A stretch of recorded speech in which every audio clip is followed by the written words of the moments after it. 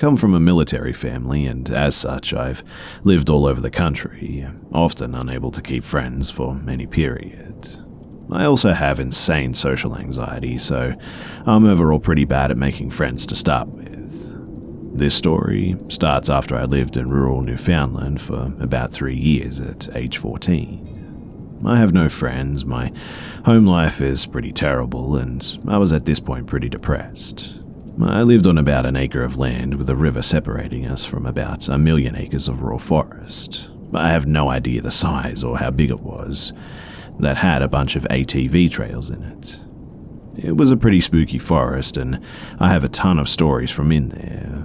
Of note is the bear trap forest, the 40-foot swamp, the random abandoned suburb, and the house in the middle of nowhere. But those are stories for another time. So, it was around late August. My parents had told me that for many weeks now, there had been hoots and hollers coming from our backyard. They had seen flashlights and thought it was some kids just trying to break into our garage and steal some beer or something. There had been some times when I heard it too, normally in the evening, just a couple of voices periodically hollering, and often I heard several voices speaking from just across the river in the woods. It was no big deal, a lot of kids hung out in those woods, and due to my oppressive social anxiety, I sure didn't have any desire to talk to them. After this had happened, for some weeks, I had heard the kids doing their usual thing around 4 in the afternoon and decided, screw it, I'm going to see what's so amusing. So I venture into the woods and go maybe about 300 feet in an ATV trail my neighbor used, and I met one of them. I'm going to use their names too, as maybe it will give some context to someone out there. So the kid that I met was named Jack. He was a year or 2 younger than me, about a foot shorter I'd say, and wearing some really out-of-date clothes. He seemed kind of surprised to meet me, in fact, but we said our hellos, and I said that I had heard them for a while now and came to see what was happening. Jack got super pumped and insisted that I follow him to his friend's project. So I follow the guy, and I'm brought into an area that's pretty clear-cut in a dense part of the woods. I knew this area, and I hung out in these woods alone a lot and explored, but a lot of this stuff that I was seeing was brand new. There were 2 other kids there, one my age named Elvis, and an older kid by about 2 years named Lewis. They said that they were working on a treehouse or a fort and wondered if I was interested in helping. I of course said yes, as I'd never really been asked to ever hang out with anyone before, and they showed me around. Now, I need to discuss these kids' clothes because it was weird. When I say out of style, I'm talking early 80s miserable fashion style. Neon colors, and one kid had shoulder pads. It was honestly just a mess. Plus, they wore big rubber boots, and the kids looked, I want to say new, but like they had no signs of pimples. Their hair was immaculate, and their clothes were crisp as hell, and I just assumed that they had hand-me-downs from their parents or something. By the way, too, they stated that they were all friends and not brothers.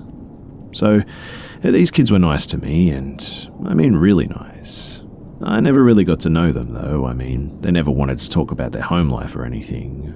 But I guess that's not too surprising as to where I lived and all that, but we used hatchets, saws, ropes and nails to make a pretty solid fort. It had about 8-foot walls made of birch trees. We made a table to sit at, a lookout post in the biggest tree that we could find. The place was about the size of a 1-bedroom apartment, I'd say, and we were all around pretty proud of it. One day, we were sitting at the table talking about our favorite trees or something, and I asked Elvis why I'd never seen him around before. I mean, if he lived near me, he had to go to my school. It was one of 2 schools in my town, and there was no way that he lived in the catchment area of the other one. He insisted that he did, though, and wondered why we'd never met either. We didn't know the same classmates, same people, could barely agree on teachers, but whatever, I guess. These kids talked to me, and that was enough. So, about 2 weeks after meeting them and building this fort, I said that I needed to go home and get something to eat. I asked if they wanted something too, as this was basically my backyard, and my parents always made too much food anyway, and they became downright hostile.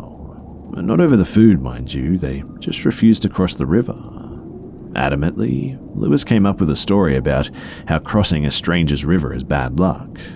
But I wasn't going to push the issue, so I asked if they wanted something, and they said yes, and I brought back a pie that we could all eat. They apologized about getting angry, said that they were just very superstitious, and honestly, I didn't think more of it. We had a good rest of the day, just planning to invade the woods and looking for thick pine trees and whatnot.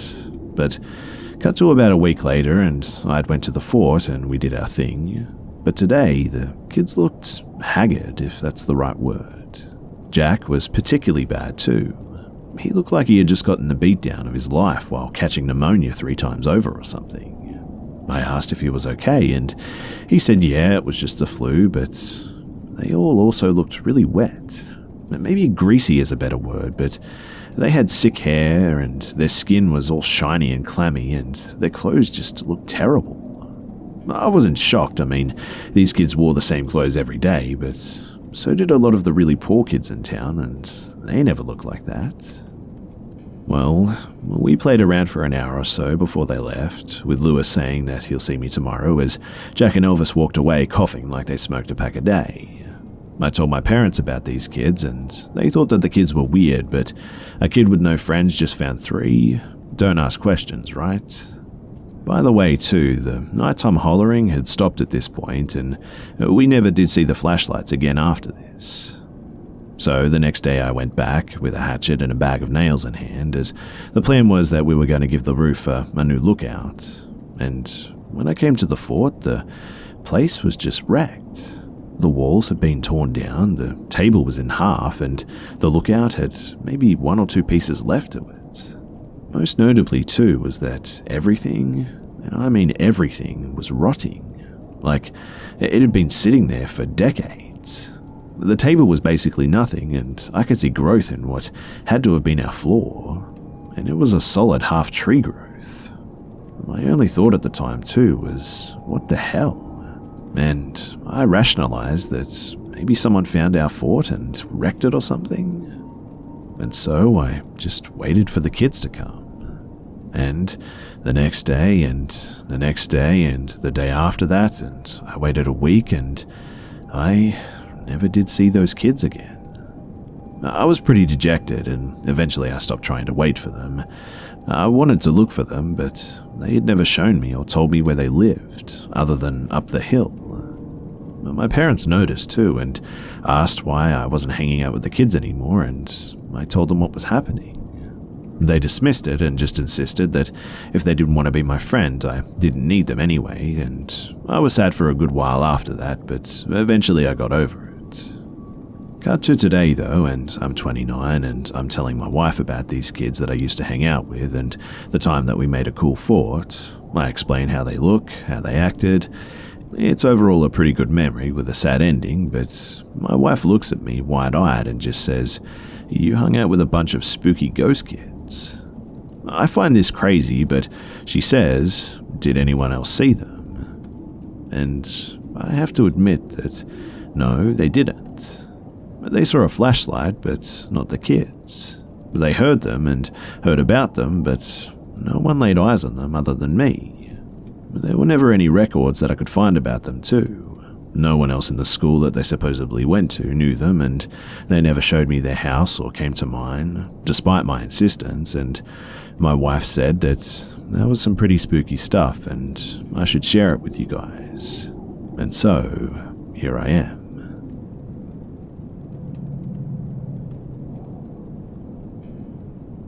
For some backstory, I'm female, 18 now. I was 13 when this encounter occurred though. This might be kind of long, but bear with me. I promise that it's a good one. So this encounter happened around 2013, and I was part of this girls-only group. We met up every week and just hung out and do teenage things. There were different locations around my city, and I obviously went to one closest to me. It was about a 10-minute drive from my house, and the building where we met was a massive local park near a lake, which made for plenty of fun times. The group was for girls aged 13 to 17, so we generally all got along pretty well. The particular group that I was in met on Thursday nights, and there was 9 of us.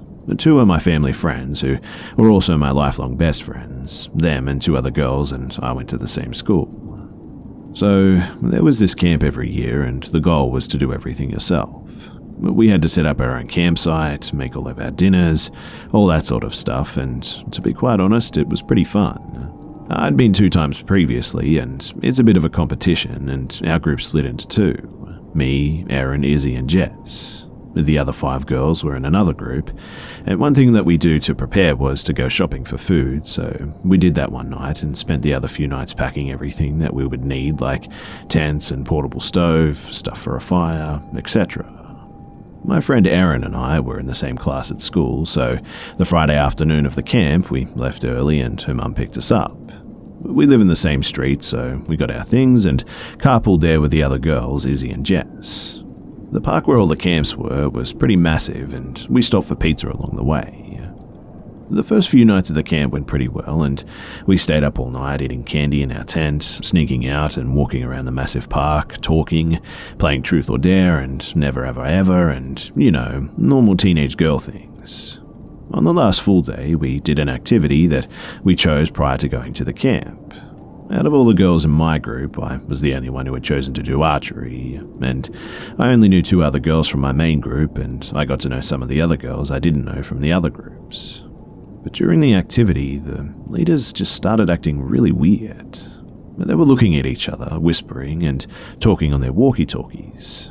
The girls that I knew from our group back at home, who weren't in my group at the camp, were doing archery too, so I hung around with them, and we were discussing why we thought the leaders were acting so weird. The leaders seemed to get more scared every minute, and they called us all over and told us to go into one of the buildings because we were going into lockdown. I stuck with the girls, and some other activity groups went inside. Everyone else from the other activity groups went to the building on the other side of the park, though, including the girls from my group at this camp.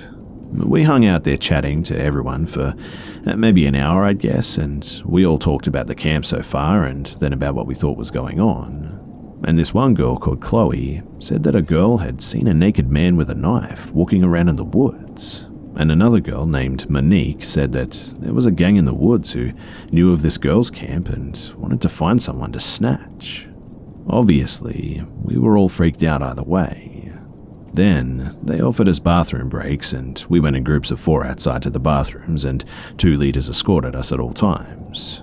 There were also 2 cop cars outside, and when I saw them, I felt really uneasy. We started to talk amongst ourselves, but the leaders led us to the bathrooms and told us to shush. When we got into the bathroom, they explained everything.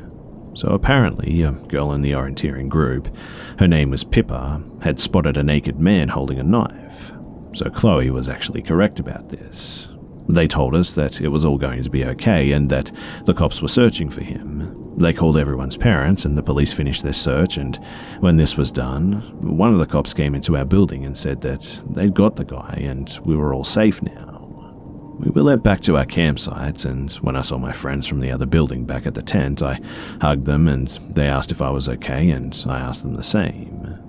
Fortunately, no one was hurt, but the girl who saw the man, Pippa, went home and was obviously pretty traumatized.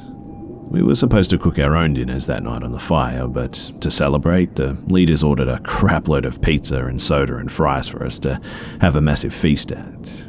We were all pretty scared that night, and we didn't sneak out of our tent like we had the other nights, even though the guy had been arrested, and we were all still pretty creeped out. The next year, there was this girl in my class named Hannah. I found out that she was a part of the same girls' club that I was, but from another location in my city. I slightly recognized her after she told me this, and I brought up the incident at the camp from the previous year, and she was actually at the camp too. She was part of that orienteering group that saw the guy, and she told me that he indeed was naked and had a knife. I'm guessing that he was probably on something, but still, it was a creepy night.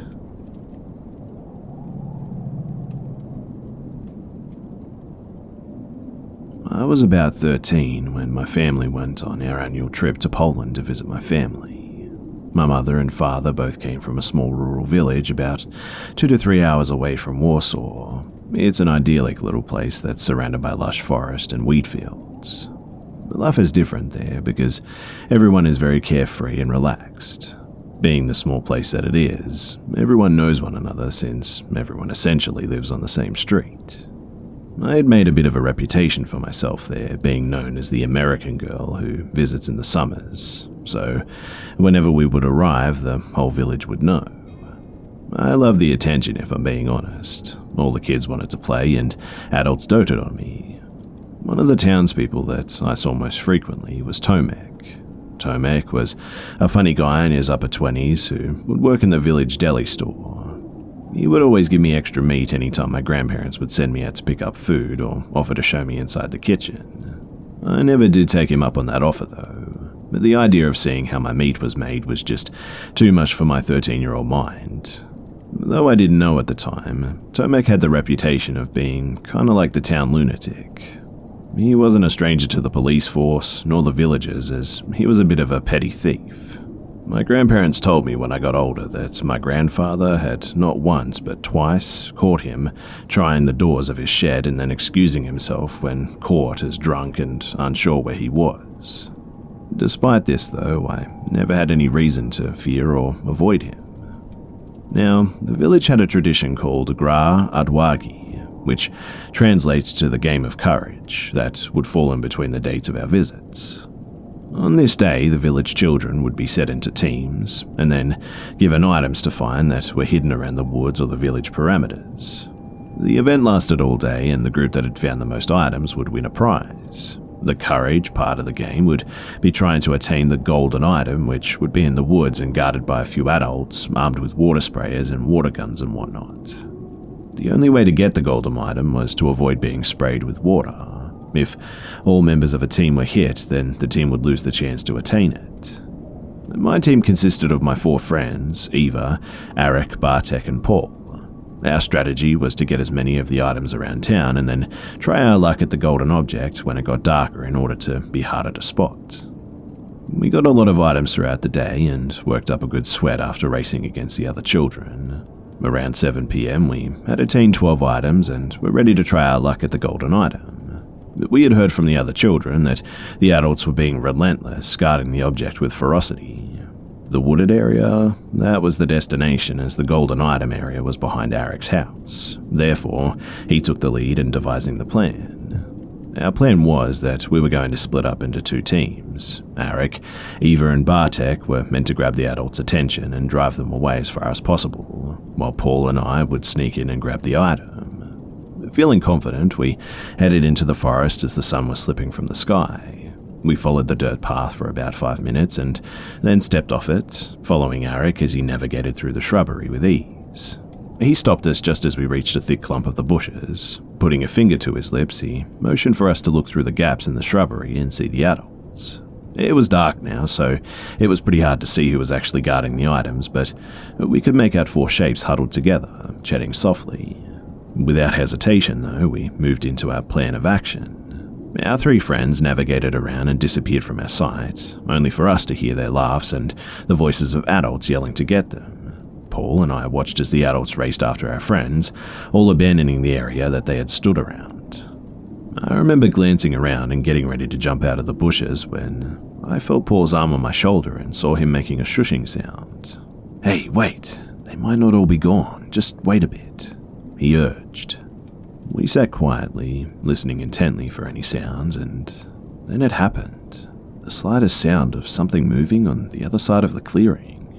We couldn't make out who or what it was, so we just stayed quiet, peering through the gaps of the shrubbery. Paul saw it first, though. He pointed out what looked like a dark figure crouching behind a tree closest to the clearing. We watched as the figure moved from tree to tree, never stepping out from behind, just simply observing. Just as I was about to suggest that one of us should cause a distraction, we hear a yelp and turn to see another team approaching. Clearly happy that there seemed to be no one around where the golden item should be, we watched as this small group of 2 raced around the clearing but didn't pick anything up.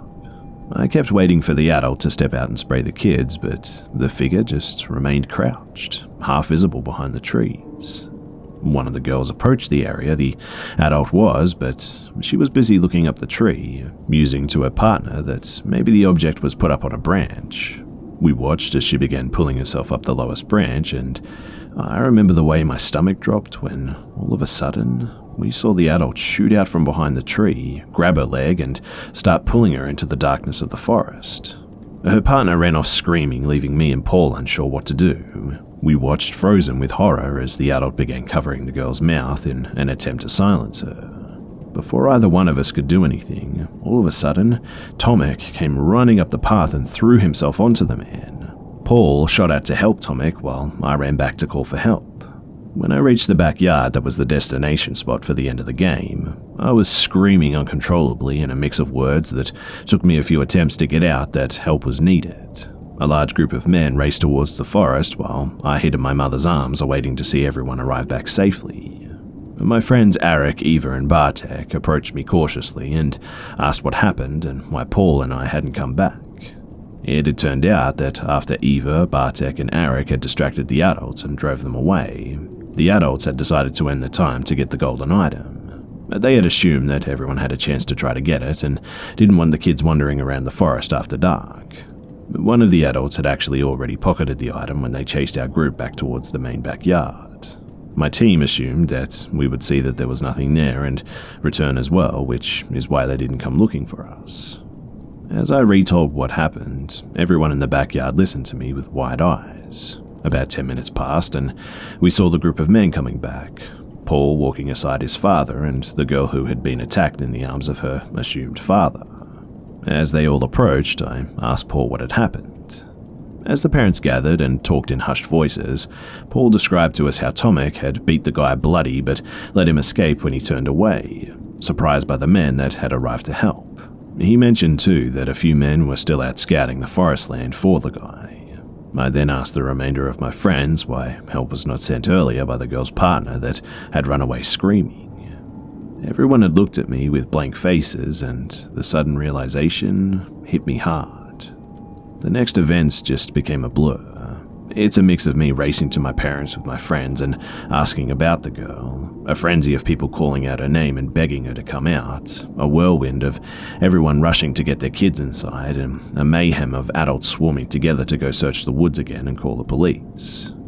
And it's been 8 years now, and she still hasn't been found.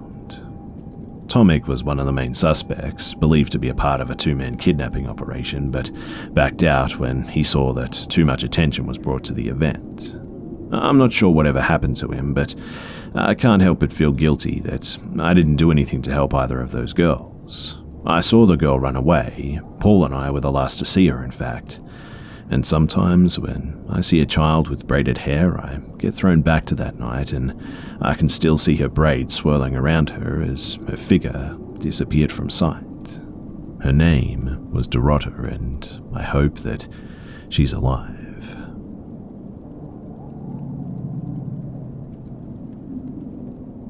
So I shared a story the other day about some weird kids in the woods. It went over pretty well, so I thought that I would share another story that happened to me. So just to remind you, I have these big woods behind my house and I lived at Newfoundland. It was just the wild, untapped wilderness for as far as the eyes could see and even way beyond that. Throughout these woods were a series of ATV trails that winded pretty far in, as people would often just go for a day into the woods, use them to have bush parties or go moose hunting and all that sort of stuff. But about 15 or so kilometers in, down one specific path, is a raised patch of gravel. No one is sure why it's there, but it was visited about once a month by people often looking to have a party. Me, being a teenager with almost no friends, the woods were basically the only friend that I had. I knew these woods well, knew where all the weird places in them were, knew the trails to go down, and knew when something had changed too. I went in them just about every day, and often just walked for hours listening to music or just enjoying the dull hum of nature. So one day, I was going for a longer walk than normal, about 12 hours, and decided that I wanted to go back up to that gravel patch. It had a decent view of the valley, and I knew a few nice places near there that I could just rest and enjoy the scenery. It was a nice enough day with the sun out and summer in full swing, so I left first thing in the morning and walked. The way there was uneventful, and the woods were as they always were, and I didn't think much more of it. It was about a 6-hour walk to the patch given the terrain, but I honestly didn't mind. I need to emphasize too that nothing was abnormal this whole trip up to the gravel patch. I had some water with me, some snacks, I wore a hat because I sunburned by thinking about the sun too much, sunscreen and proper clothes, and I didn't see another person on this trail, which is expected given where I was going. So, about 6 hours later, I get to the gravel patch at around 4 p.m. The patch is about 300 feet across, I'd say, and it creates what basically is a man-made cliff looking over a valley. Smack in the middle of this patch is a house, an old-style box house that a lot of people in Newfoundland used to have.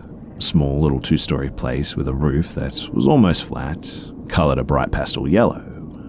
I need to make clear too that no one ever builds these anymore. They kind of suck to live in by all accounts, and the last batch was built maybe in the 70s, I'd say. But here was this new-looking box house on this gravel patch with new windows and everything. Also, the path to get there could be generously described as a goat path, I suppose, with enough space for an ATV to pass through if you don't mind getting whacked by some trees. There is just no way that anyone would undertake this task to build a house up here.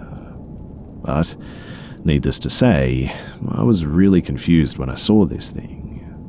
I circle around the house from a fairly wide berth and notice that a door on the other side is wide open. So, being the intrepid wilderness explorer and idiot that I was, I decided that I'd go in. It led directly into the kitchen, and the place just seemed wrong.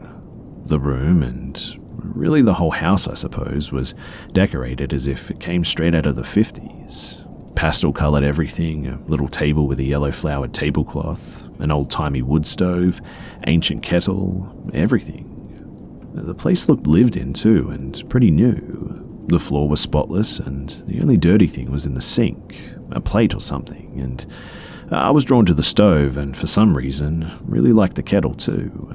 I picked it up briefly to look at it, and to my shock, it was actually warm. As in, it felt like it had recently been boiling, maybe 5 minutes ago. I gently place it back down, mouth quietly under my breath, what the hell, and move on exploring. Now, the kitchen led to a small hall with what I presume was a living room at the end and a staircase in the middle to go to the second floor. I could see in the living room a large wooden coffee table, an old-style paisley couch, and a rabbit-eared tube TV in the corner. But for some reason, I was immediately drawn upstairs, so rather than explore the living room, I went that way instead. But the staircase was pretty long, well over 30 steps, but I did eventually get to the top with a tense feeling. By this point, I had taken out my music and was kind of listening for any other sounds. The house was dead silent though, only broken by my creaking of the floorboards. I don't know what I was expecting, but the place did look lived in. I wasn't going to call out or anything for someone, as I had a hard enough time believing that this house was even here. At the top, though, it was just a wall. To my right were 2 doors spaced fairly far apart, in a parallel hall to the staircase, and to my left were 2 doors really close together with barely a hall, more of a landing, I suppose, parallel to the staircase. All of the doors were closed, and I was in hypervigilance mode, but I decided to take the right and go through the first door. Inside the room were dozens of old creepy Victorian dolls in what I assumed to be a little girl's room. There was a small bed and pink walls, tiny half-size vanity. Thankfully the dolls weren't staring at me, as dolls just kind of creep me out, even on a good day. In the small room there was no little girl in sight, but again, the place just looked eerily clean. The bed was made, the floors were kept, everything was in its place. I noticed an old-style hand mirror on the dresser, probably one of those plastic things that you get little kids, and said out loud, why not, thinking that I would take a peek at it.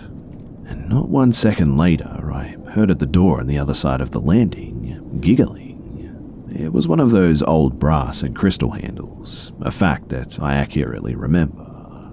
And quite honestly, I had never been so scared in my life as I whipped around to see the door become slightly ajar and the clear presence of another person on the other side. It didn't feel good. I mean, the place had felt just kind of hostile since I walked in it, and I felt it rank up to 11 at this point.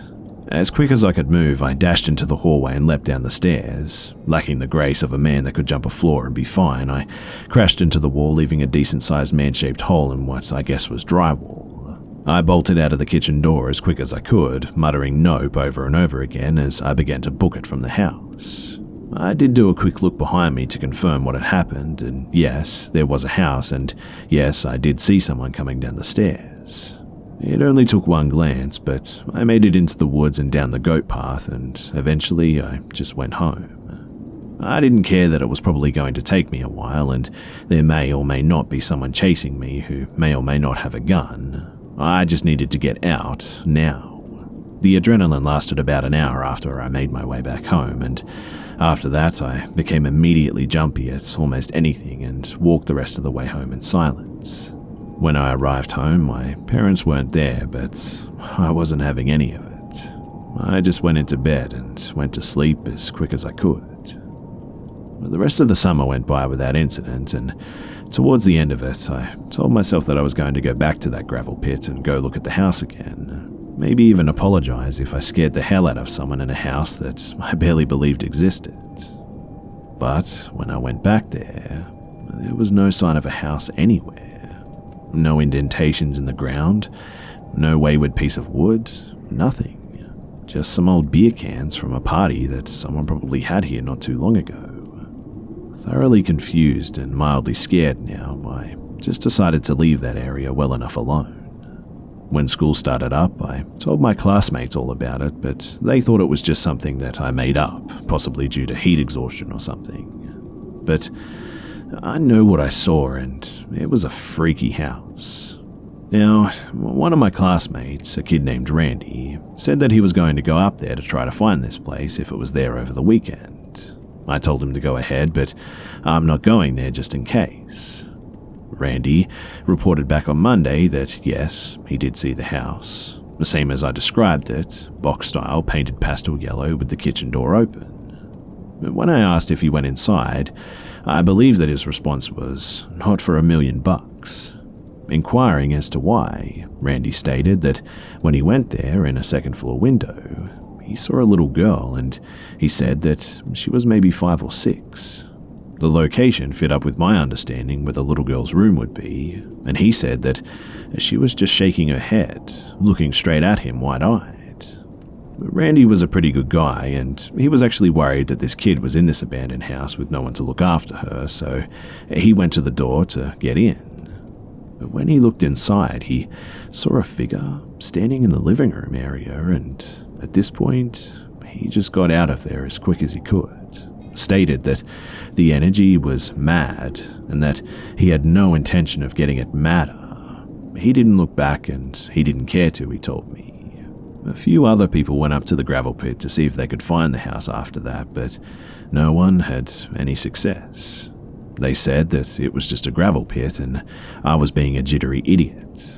Randy even backpedaled and said that he made it up for me to get scared, but I know fear in someone's eyes when I see it. Randy, he was legitimately scared, and to be honest, I can't blame him. I went back up that way a few more times after that when I lived in Newfoundland. Never did see the house again. It's just one of those things that I can't understand, and it still haunts me to this day when I think about it. That feeling was just so mad. It's the only way I can describe it, and I haven't felt visceral anger like it since, and frankly, nothing has even come close to it. I've lived and seen dozens of other spooky events, but this one was by far the one that was the most hostile feeling. I can safely say that I hope I never see that place again.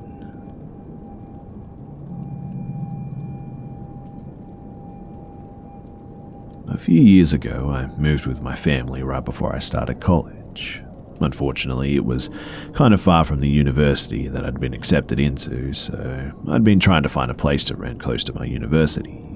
My dad helped me and showed me an ad on Craigslist. There was a nice-looking house for rent and it was close to my university, so I decided to set up a meeting to go and check out the place. I showed up in the afternoon and, unfortunately, I was alone. My dad said that I was an adult and a big guy, so I shouldn't worry about meeting this person. This old guy greeted me and then goes, "You'll have to follow me to get to the house for rent." I was confused by this and said, "Your ad said that this was the house for rent. Why do I have to go somewhere else?" He says, "This is my house, I'll take you to the one that's for rent." I'm a little concerned at this point, but I followed him to his other place anyway. I figured that if things didn't look right, that I would just leave, but we get there and I noticed that the house looks bad and it looked like people were in it too. I didn't see any cars around though, so this seemed really odd. He looks at me and says, "Don't you want to check it out?" And I said, "I don't know, this isn't what was in your ad and it looks like other people are there," and he tells me that the other people are checking it out and I could join them. But something just felt weird about the whole thing, and I told him that I just wasn't interested anymore. This place looked in bad shape from the outside and appeared to have people in the house. When he asked why I wasn't interested, I told him it was too far of a drive to school and work, and he got really mad at me and accused me of wasting his time. I said, "I'm not the one advertising a house and then telling the person that it's not the one for rent." And he began to glance nervously towards the house and asked if I wasn't sure that I didn't want to check it out. I told him no at this point, and then I just left. And he never contacted me again, thankfully. I'm not sure what his intentions were, but something about the whole situation just felt really wrong. Maybe he was just trying to show me the house, but I didn't like that he lied about the house to begin with and that there were people inside the other house. I'm not sure what's going on there, but I didn't really want to find out either. I also didn't like how he kept looking at the house when he was asking if I was sure that I didn't want to check it out. It seemed really bizarre how he went from being mad at me to getting kind of desperate for me to go inside.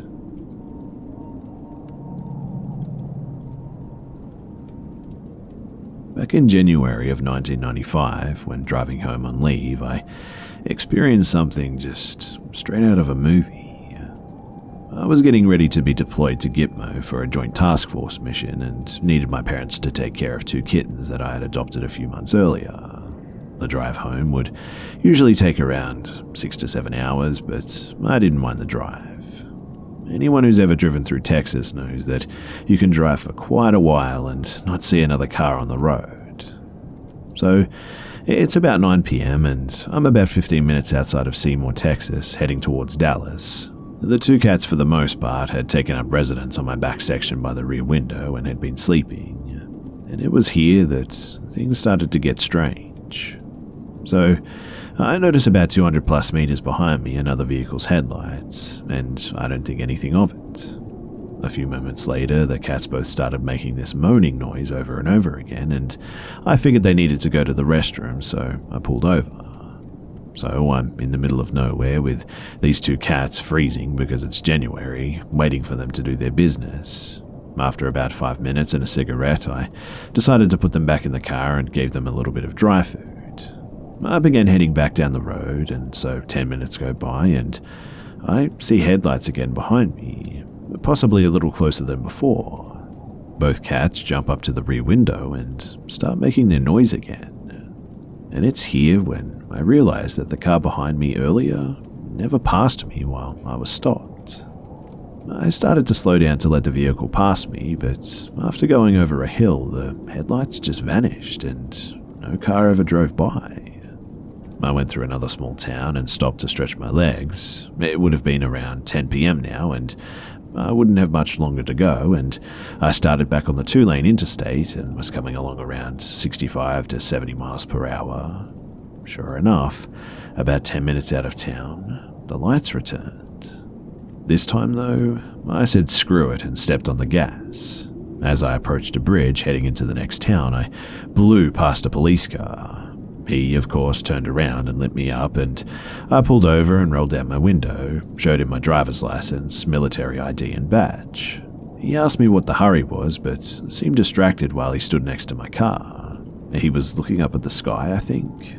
I told him, though, that for the past hour I was being followed by someone, and that no matter what I did, the vehicle behind me just kept pace.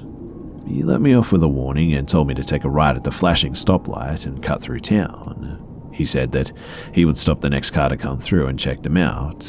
He also mentioned that they were receiving multiple claims from nearby residents of weird lights in the sky and weird noises. I thanked him and did as he suggested, and didn't have any other issues the remainder of my trip home. If anyone else has had a similar incident, I'd love to hear about it because, quite honestly, I'm stumped with this one.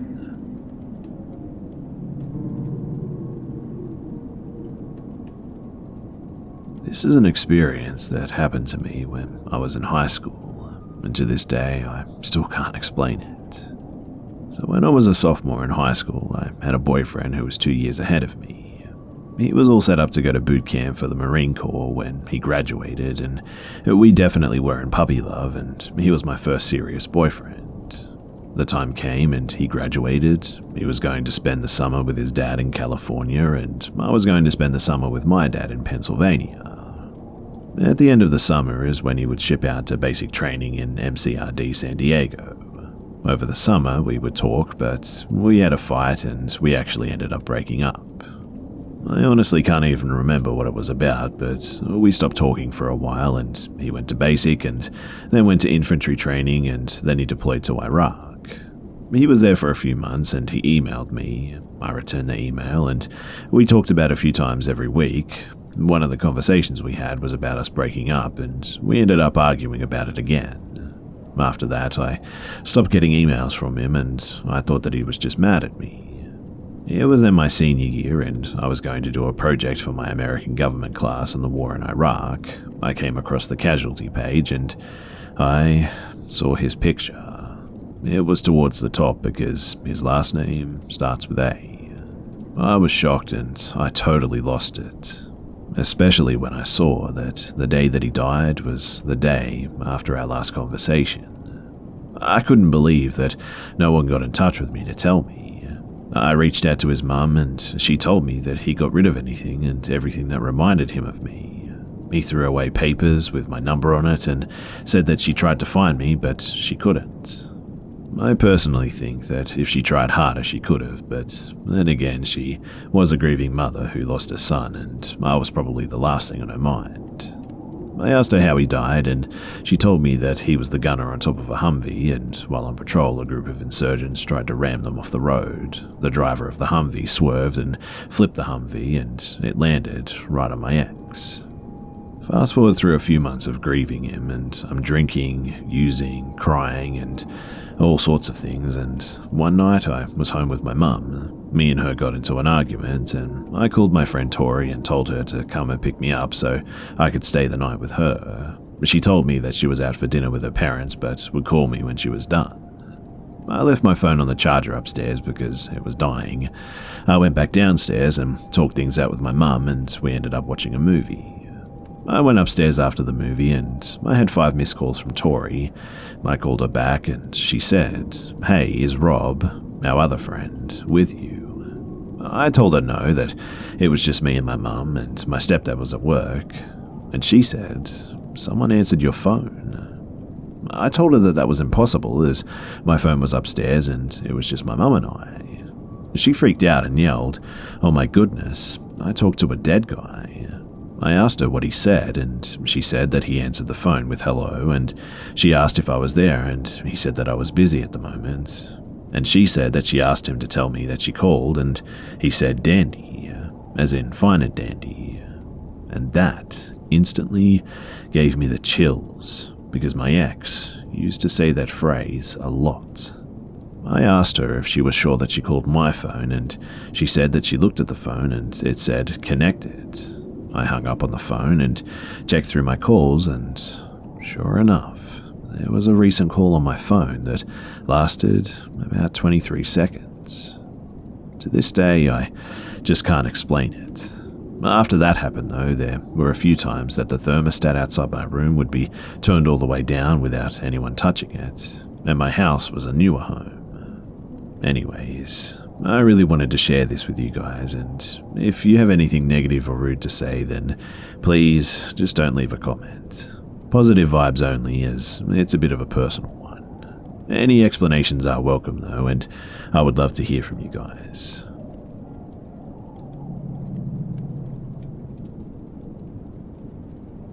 So this is something that was super traumatic for me, but it was never discussed again in my household. I was talking with my mum about it the other night, and she still didn't say much, so I thought I would share my thoughts with all of you guys. So when I was 13, I got a Dell desktop for school. The internet was fairly new for me back in 2003. AOL and MySpace, Yahoo Messenger, AOL chat rooms, 16, female, Cali, anyone? AOL chat rooms was where I went most of the time. I was a shy, overweight kid back then, still shy to this day, but online I could be anyone. I could say anything, and it was amazing.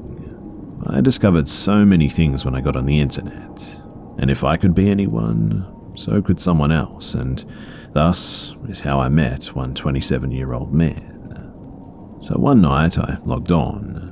The AOL dial-up sound still makes me feel uneasy. I was sitting in my cold dark kitchen. The computer was here, so I could be monitored. It was just me and my mum though, and she was always working anyway, so no one ever really monitored me, and plus she had no idea how to use a computer, so I just got away with a lot. I was bored, so I hopped onto an AOL chat room, lurked for a bit, then I said, 15 and female here. I was really 13, but saying I was 15 made me feel so much more mature. And private message incoming. It said, "Hey, my name is Rob, where you from?" And that was how it started. I told him where I was from, that I was in high school, which wasn't a lie. My school was from 7th to 12th grade. And I said you, and he said 19, male, New York. And I thought, oh man, this is cool, I'm talking to an older guy, and boy was he cute. Honestly though, I don't really remember much. Maybe I blanked it out, or maybe my memory is a bit short, but I do remember emails back and forth though, and the occasional phone call, and I remember finding out that he was talking to another girl, and I wanted to break things off, but he begged and pleaded until I caved. I was nervous. He had never asked for a pic, and had never really asked for much from me.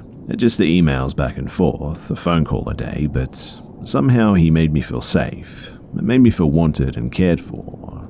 He drove from NY to WV one day. My mum worked right beside my house, so he parked about a quarter mile away and took the back alley to enter my house. My friend was with me when he showed up, but was scared when she saw him and ran out the back door.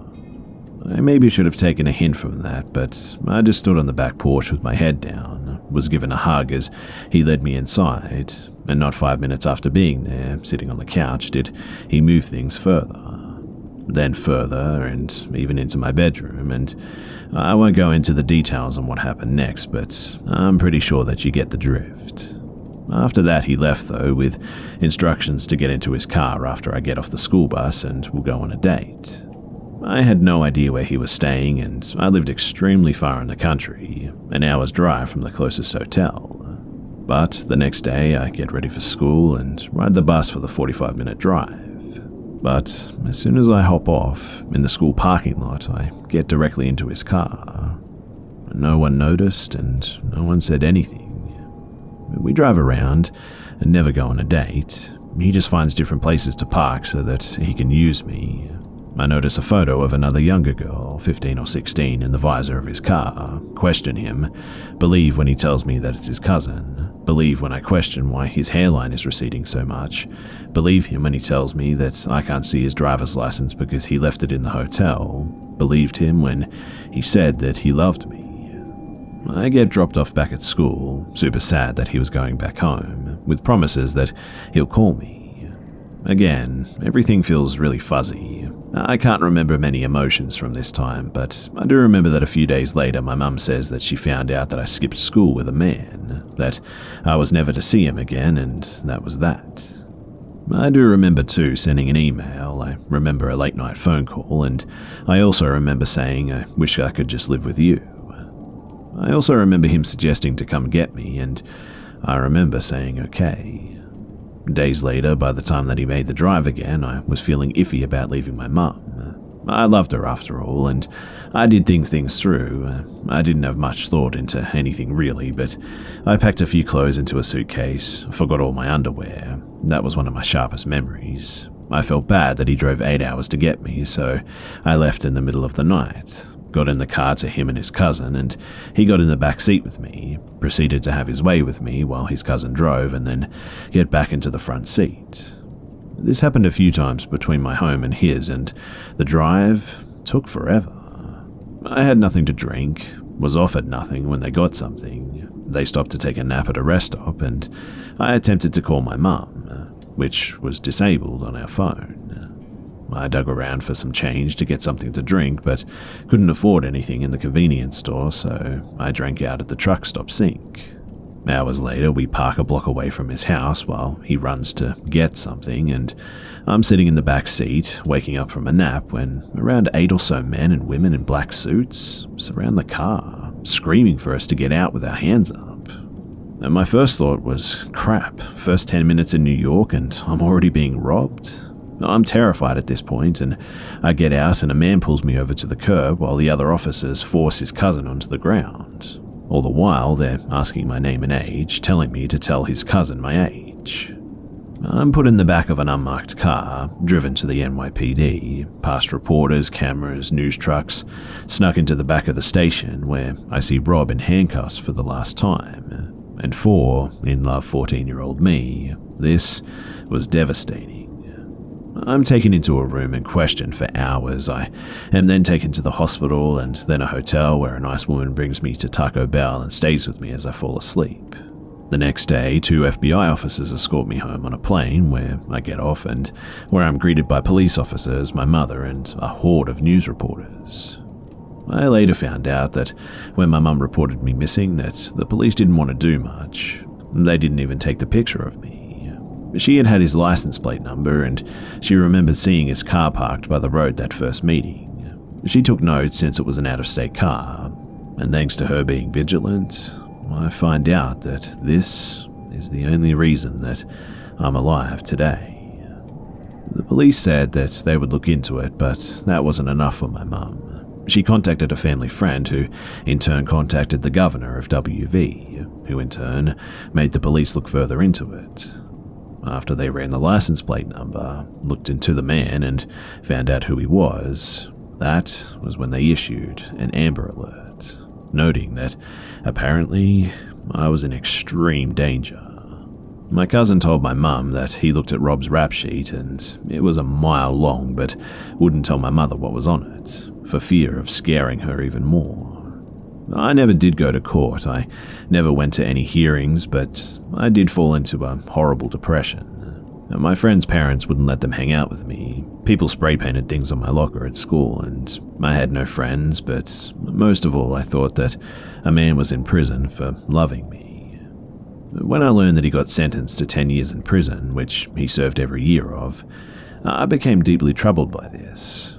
I was in and out of the mental hospital for years, on a slew of medications, and psychiatrists never talked to me about pretty much anything. I had to process it all myself, and my teenage years were better though. I transferred schools, made best friends, graduated, but still, in the back of my mind, I felt that I was the reason that a man lost 10 years of his life.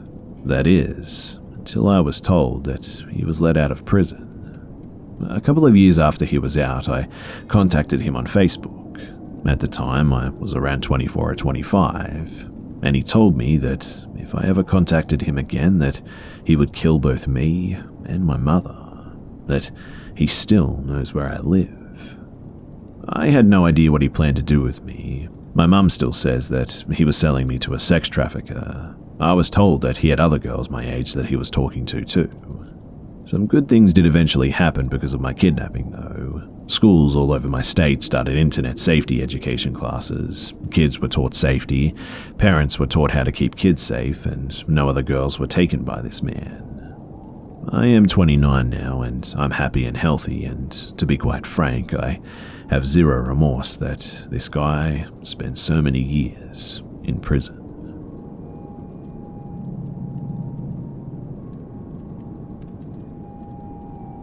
So this happened yesterday. I started a new job recently, and I don't know how to get home without a GPS yet. I text my fiancée and ask if she needs anything, and she asks me to head to the store for a couple of things that she needs for supper. The GPS told me to go a different way than expected, and I thought awesome. A new shortcut or way home is always nice and always appreciated. So it turns me onto this abandoned dirt road. Okay, GPS, I would rather not die here, but whatever, I trust you, I guess. I keep going, and the road gets thinner, and it's 1.5 cars wide now. Houses are basically gone, except for one every 1.5 miles, maybe. I feel like I'm being followed too, and I swear that I see some guy in the woods watching me. I eventually get to a sign, and it says, "Danger, enter at your own risk." Near this sign is another one too, and it's harder to see and also facing another way. And it says, "Hunters are in this area. Those injured without proper equipment are at fault." Oh great, I thought. Can't wait to get shot. I keep going though, and the road is hard to drive on, really bumpy and barely 1 car wide. Now, for a while, like I said, I thought I was being followed, but not sure if I was just imagining it. But now, here I am, looking at this guy on an ATV, a gun on his back, just staring me down. He's barely in view, but definitely there, and he's been following me for maybe 2 miles now, stopping when I stop, and it wasn't my imagination at all. And welp, I quickly back up, but you can't turn around on this road, and I get stuck, and the guy just stares at me. I don't think he's going to help me, by any means, and I eventually get unstuck, and I barely make it off the road before turning around, with the little space that I could, and I end up just booking it out of there. A mile or two down the road, and I see a black SUV behind me. The windows are all tinted black, and it's just following me, and it does so for miles. There was no way that another vehicle was in the same area that happened to be going in my direction. So I start speeding, 20 over now, and I'm getting really nervous. I come to an area where I can pull over, and I do it, allowing the guy to pass. I can't see inside the car, but I do see the head turn to look at me. And after this, I drove a little faster than expected to the store, but I felt that I was justified, because boy, it was one hell of a ride.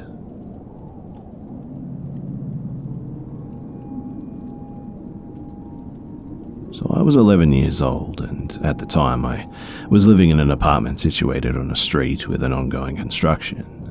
Needless to say, they often tapped into the electricity supply, and the power fluctuated quite a bit. Therefore, the streetlights often served pretty much no real purpose, especially in the winters when evening dawned on us with pitch-black darkness. This is relevant too, so keep it in mind. From what I remember, it was a weekend that I was supposed to spend at my friend's house. For an 11-year-old me, this was an exciting prospect, having been loaded with schoolwork the entire week. I was to spend what I believed to be Friday night sleeping over and spend the entirety of Saturday at her bungalow, to return home that very evening. What made it even better, though, was the fact that her parents had an event that they could not avoid and therefore trusted us to stay alone in their 2-floor house for the entirety of the 6 hours that they were gone. Back then, the idea of spending a whole night alone with my friend was great. No interference and a whole 6 hours of games and movies in their huge TV.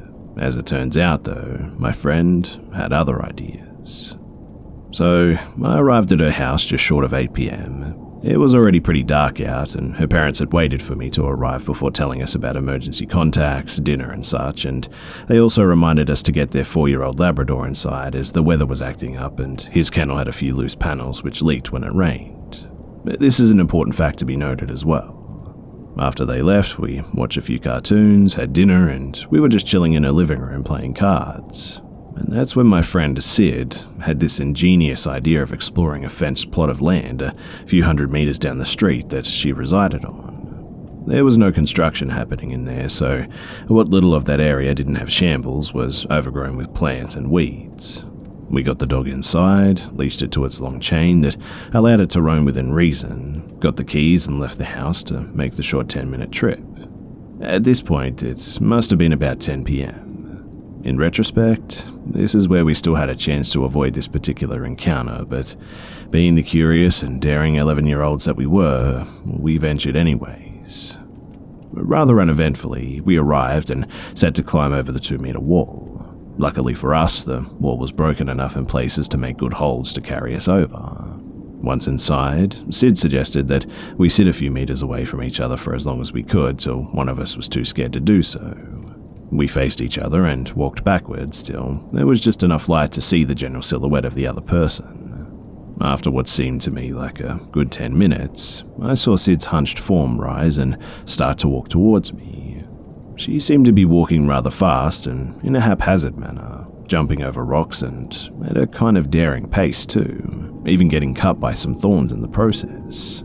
She came up to me and just as I was about to laugh and call her out for being scared, she told me to get up because she needed to go feed Shaggy.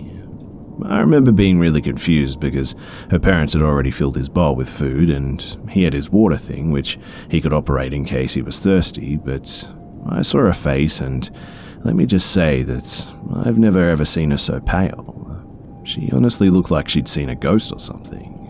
So without asking questions, I said okay and we made our way back over the wall, albeit in a tense manner and rather quickly. The moment my feet touched the ground, I felt Sid grab my arm and straight up just start sprinting down the street. To put things into perspective too, I had a bruise from the way that she grabbed it for 2 weeks straight. So we ran like hell was chasing us, arrived at her house and went in through her front yard fence gate. It was a towering metal gate without bars and she told me to unlock the front door while she deadbolted the metal gate's various locks into the ground and the 2 gates to each other. It was at this point too that I was starting to panic, but we got into the house and Sid then proceeded to run around the house, locking and closing all possible windows and doors as well as pulling the curtains shut. I was really confused as to why she was doing all this, and so was a dog who stood there and followed her around while she did so. After about 10 minutes, she came back into the ground floor living room and, with a very scared expression, explained to me that the reason she did all that was because, while we were sitting apart, she happened to glance away from a few meters to my right to see another human silhouette crouching in the bushes. She thought that she was imagining it until it moved closer to where I was sitting and seemed to be unaware that my friend was watching them. She didn't want to startle me or the person, and so she made up having to feed her dog as an excuse to get out of there without alerting the person still crouching there. After hearing this, I was honestly quite shaken, and we hugged for a few minutes, deciding not to tell our parents as they had very much warned us not to go out of her compound. We didn't want this to be the last our time alone together having fun, and so we peeked out the window and into the street, which seemed to be empty as far as we could see, and proceeded to put it behind us as excitement took over our minds once again. I would love to say that that was the end of it, but what happens next has stuck with me to date, and I hold a fear of that situation from that point onward. To give you an idea of the layout of her compound, her house was surrounded on 2 sides by a lawn, and the lawn was then surrounded by a wall some 2.5 meters high. The wall had one entrance, which was where the tall metal gates were that I talked about previously.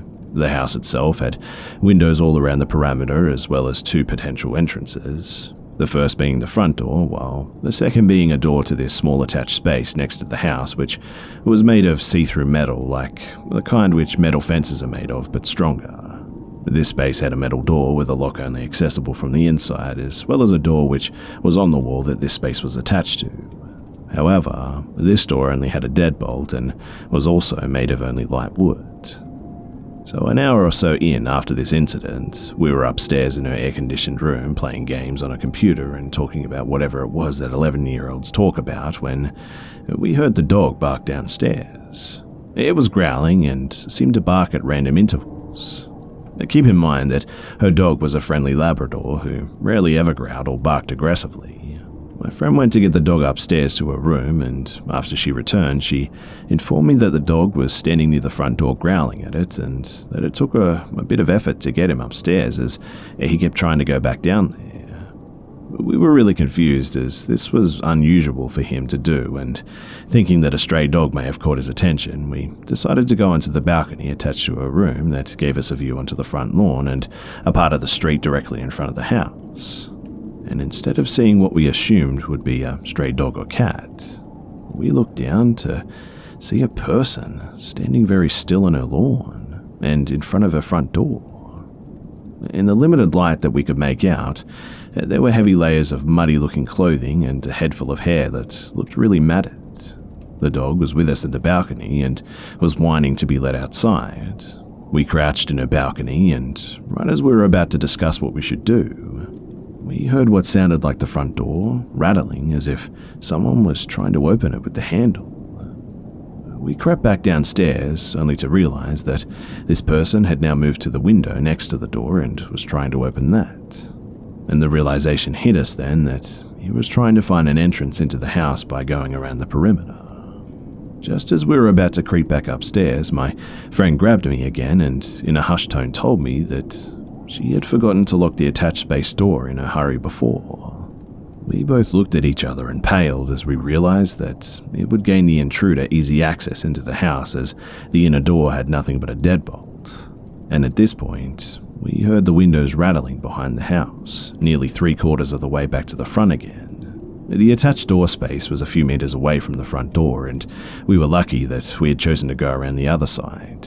She told me to wait by the inner door with the dog while she went outside and bolted the metal door. She then informed me to close the door as soon as she returned, and that if she was caught, to let the dog outside and to close the inner door as discreetly as possible as to not give myself away. We were honestly both terrified, and since we had no time to argue about it, I stood guard at the inner door while she went to the outer door, fumbled with the lock, and returned inside practically running as quietly as she could. We closed the inner door, and just then we heard the outer door rattle harshly. Had she not gone there and then, there was a big chance that we would have no choice but to hide in her house had he found his way in. After he tried opening all the doors and the windows, which took a while as he was doing it quite intently and forcefully, we found our way back upstairs and went back into her balcony to see if he had gone away, as we had stood still near the foot of her stairs for a while listening for any further activity. As we looked down, we saw him once again standing in her front lawn, but this time we could see his head was tilted back and it felt like he was looking right at us. However, we knew it was far too dark for him to be able to spot us, as, along with closing all the windows and such, we had proceeded to kill the lights in her room as well as draw the curtains as to not let her little bedside lamp light escape the blinds. And then he just started giggling in the quiet of the night and proceeded to go down on all fours, crawling around the lawn in front of the house while his laughter grew. In retrospect, we should have called the authorities long ago at this point, but being the terrified 11-year-olds that we were, we didn't want to get in trouble for not even being able to follow simple instructions. He did this for nearly half an hour too, only to stand up once again facing the street and then climbing on the top of the kennel in the corner, up onto the top of the wall and jumping down. We still stood in her balcony waiting to see if he would return, but an hour or so passed and he didn't, and that was the last that we saw of him the entirety of the night, till around 2 a.m. and her parents returned. The next morning they were really confused as to why all the doors and the windows were closed on such a pleasant night and why there was mud on the front doorknob. We said that we just wanted to play in the dark inside the house, lying about the actuality of the situation, and to this day, I still don't think the man has ever been caught.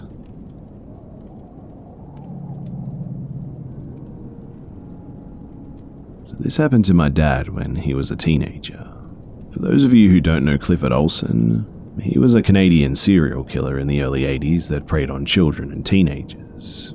His wife was given $100,000 in exchange for him telling the police where the bodies of his victims were, and he even earned old age pension and low-income assistance while in prison. I tell you guys this just so you know how much you should probably hate him. Anyway, before he was arrested, he was pretty well known in the community and kind of a family friend, despite people thinking that he was a little bit off. My dad knew him and had taken rides from him before, but this day something just felt really off. Clifford pulled up alongside him as he was walking home and offered a ride like usual, but something in my dad's gut just screamed no. He told Clifford that it was a beautiful day and he felt like walking, but the guy seemed very adamant and would not relent. Finally, he acquiesced and offered my dad a bottle of Coke instead, saying that it was hot out and so he should cool off. My dad almost accepted it, but then noticed that the cap had already been removed and placed back on, so he told him that he wasn't thirsty. Clifford gave up pretty easily on that, but then asked again if he was sure that he didn't want to ride. My dad said no, that feeling in the pit of his stomach still screaming at him to run, and finally Clifford shrugged and said, "Your loss," and drove off. Not too long afterwards, one of his cousins went missing and would turn out to be a victim of Clifford Olsen.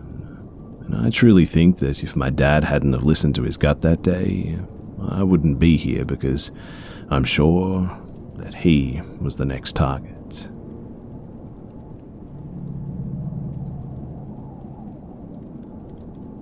So this happened to me today, and I felt like it was something that I should share here as a caution to others. So I live in a small city not too far from Edmonton, and recently there's been a series of armed robberies happening in and around the area. It's made me wary about walking alone at night, so I found myself home at night more often than usual. It's not the worst, but I dislike having this feeling of unease, but I manage and make do. So today, my dad and his girlfriend, they were invited out to a party, meaning that I had the whole house to myself. I pretty much had the evening planned out. We'll watch some episodes from my favorite soap opera, then switch it over to some classic horror films. So I said bye to them as they left and quickly loaded up the TV. It was not long after I had started up the horror movie that I heard a knock at the door. It wasn't a regular knocking too. If my TV had been louder, I probably wouldn't have heard it, in fact. But thinking it was nothing at first, I went over to the door without pausing the movie just to confirm that there wasn't someone there. But to my surprise, there was someone at the door. I opened the door and there stood a slim man. He looked to be in his mid-30s, and that's all I can pretty much say about him. I'm not the best when it comes to describing people, and I didn't really go out of my way to analyze him at that moment. I couldn't tell you if his jacket was grey or black or pretty much anything. The man said that he represented a security company though, and was going around my area to offer his company services. He asked if the owner of the house was home, to which I told him no, and that he would not be home until late. He then began giving me some quick information about his company. That it was the only one that was locally funded, that it's already being used in several homes on my street, and that it's smart device friendly. He even showed me a laminated piece of paper that displayed all the different devices that could work with the security system. I told him that we weren't interested in having a security system at this time. He proceeded to ask me if my family leaves the house for long trips, which would be a great reason to get this security system. Looking back now, though, this was a huge red flag. But I answered honestly that the house was almost never empty and that we never really went on trips. I also added that he could speak to my dad tomorrow if he was coming back. He told me his team would be leaving to another city tomorrow, thanked me for my time, and then he left. I went back to my movie and pretty much forgot about the visitor. The movie finishes and I decide to check my Facebook to glance the buy and sells. Near the top of my feed is a shared post that caught my eye pretty much immediately too. And what I read next made me completely freeze up. It was from a woman who had also talked to a representative from the exact security company I had been advertised, and this guy apparently knocked on her door softly too, which immediately caught my attention. She noted how the guy never gave his name of business card or anything like that, something I didn't even realize happened for me until I thought back. Overall, she was just really suspicious of the guy, so she asked if he'd wait outside, and as she got some pen and paper to write down his phone number, when she returned, he was gone. The next-door neighbor told her that they saw the man running down the road and into an alley, but the biggest fact that this woman dropped, she contacted the security company, and it does actually exist, but they told her that they didn't send anyone out to this city to go door to door. This shared post is blowing up too, and it seems that it occurred to a lot more people than just me. Some people even showed video from their security cameras of these employees. And there's definitely more than one person pretending to work for this company. One even being a woman, and a lot of strange activity being reported. There was one person that went into a backyard without permission, another person standing in front of the house like they were scoping it out. Knowing all of this now, it makes the entire encounter with that guy at my door kind of terrifying.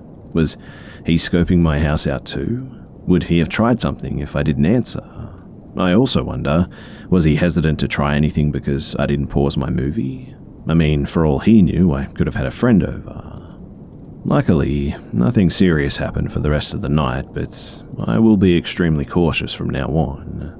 If there's one thing that I would advise, it's to be suspicious of anyone who you don't know that comes to your house. Just because someone says that they work for a company doesn't necessarily make it true. You don't know who they are or even what they might actually want from you.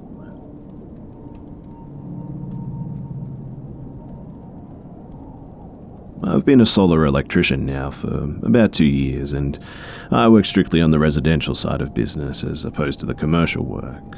This is important too, as I go to people's homes every day and it's always in the back of my mind. You never know whose or what house you're walking into.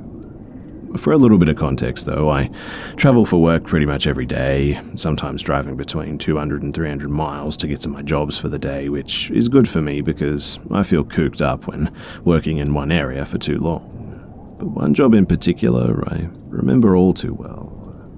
Now, I grew up in a supposedly haunted house, although I never experienced anything myself. The rest of my family has, so I've always been open to the idea of paranormal encounters and always told myself not to think too much into it. But about a year ago, I had a particularly easy job up in Salem, Massachusetts, which I found interesting because of the famous Salem witch trials back in the 1600s. So, protocol before I arrived at any house is to call the owner to inform them that I should be arriving within about half an hour, and when I called this homeowner, I couldn't hear much on the other end of the call.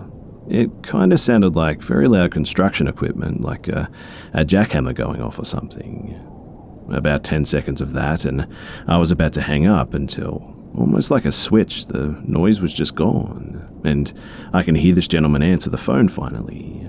I say to him, "Hello, I'm just calling to inform you that I should be arriving at the house in about 30 minutes to install the new arc fault sensor inside your solar inverter." And his response was, "Okay, sounds great. I'm working pretty locally for a change of pace, and I'm doing a little construction job about 4 blocks away, so I'll walk over there to let you in." Now, I didn't think this was out of the ordinary, as more than half the time people have to come home from work to let me in so I can gain access to their solar equipment, as they forget about our appointments all the time, and it's frustrating the amount of times that it leads me to wait for them once I arrive there. So, 30 minutes pass, and now I'm sitting in the driveway of this man's house waiting for him to walk home to let me into it. Wherever the equipment is, it's always different.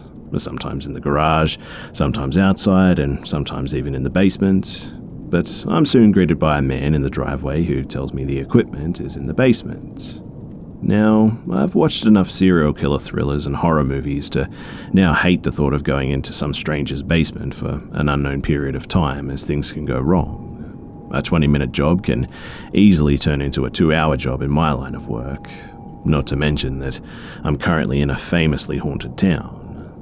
So the man brings me into the basement, and at first it just looks like any other kind of unfinished basement, but what had me on my toes about the layout of this basement were the stairs to get into the basement that came down directly into the middle, and you can turn either left or right and sort of make a loop around the stairs.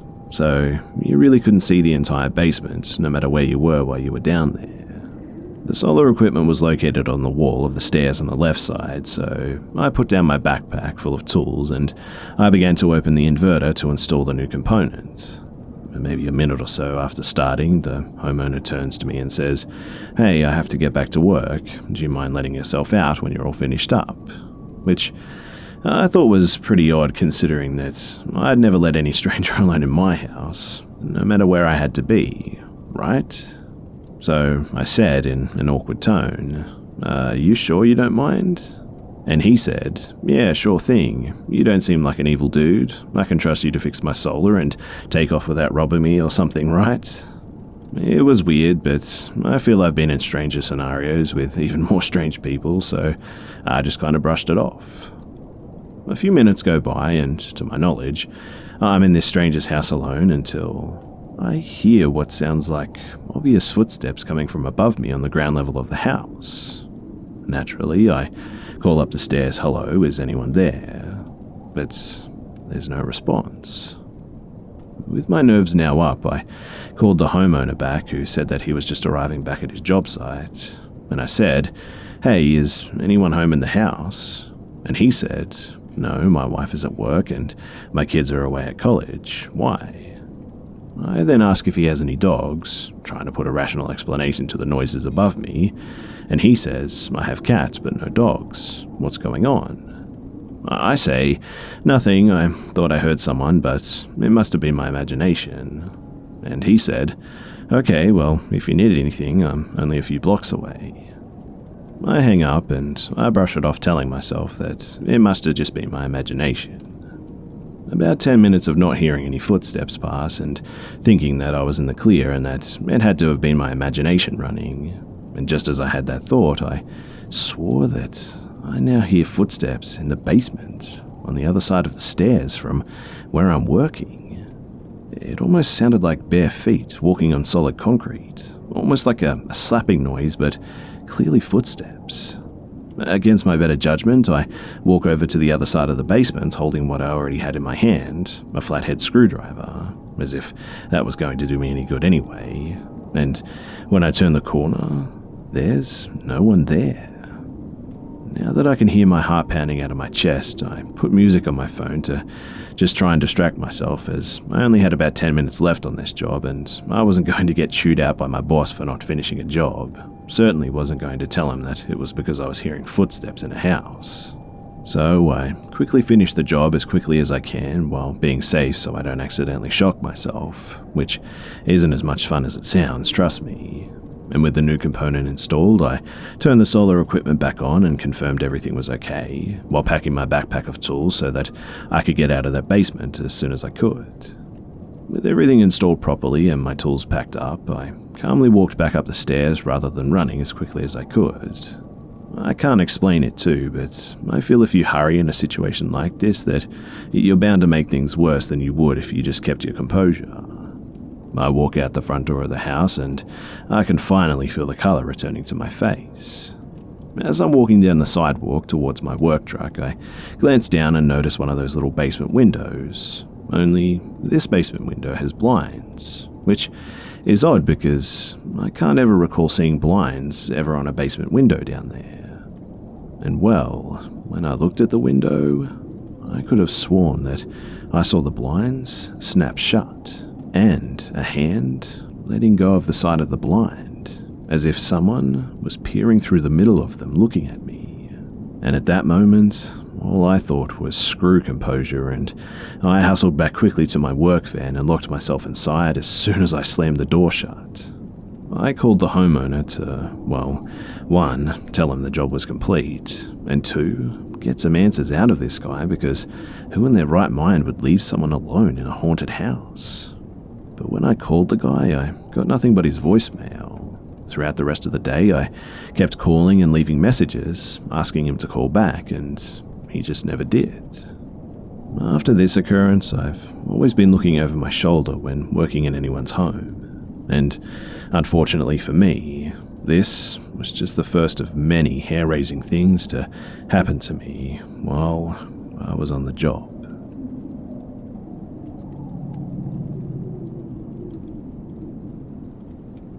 So I'll preface this by explaining that I've always been a skeptic regarding paranormal activity, ghosts, stories like that, demons, all that sort of stuff.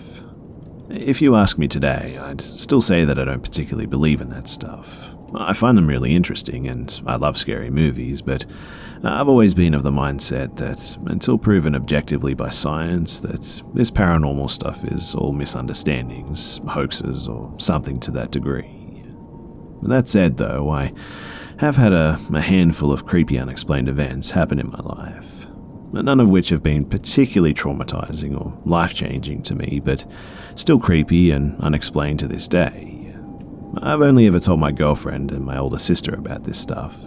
I'm always listening to this stuff, though, so I figured this would be a good place to get this stuff off my chest in a slightly more public manner.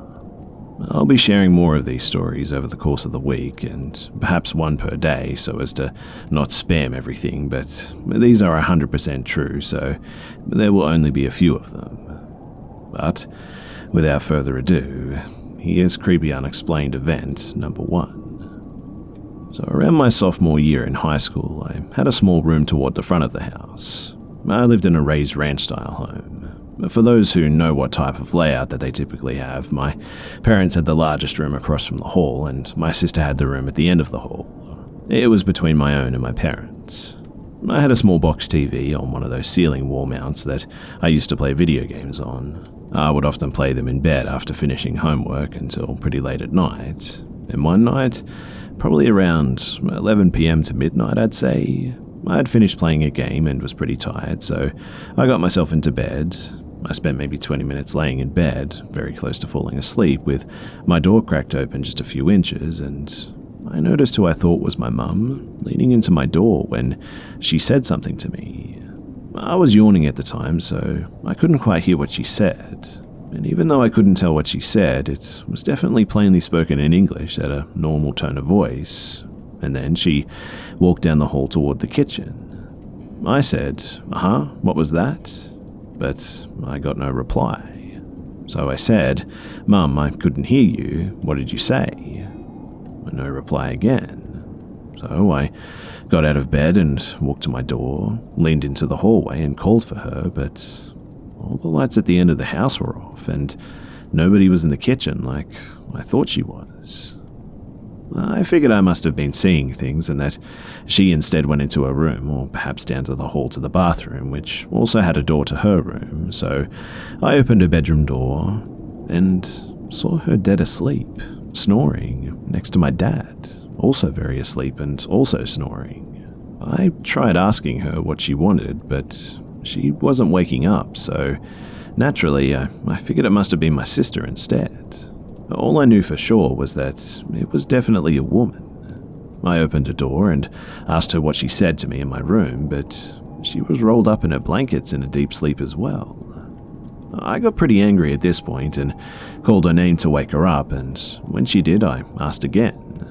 And she got really angry with me and said that she wasn't in my room. Now, I was the only one awake in the house before getting out of bed, so it seems like none of them had come into my room like I thought. This freaked me out pretty bad, and so I slept with my door shut and the lights on that night.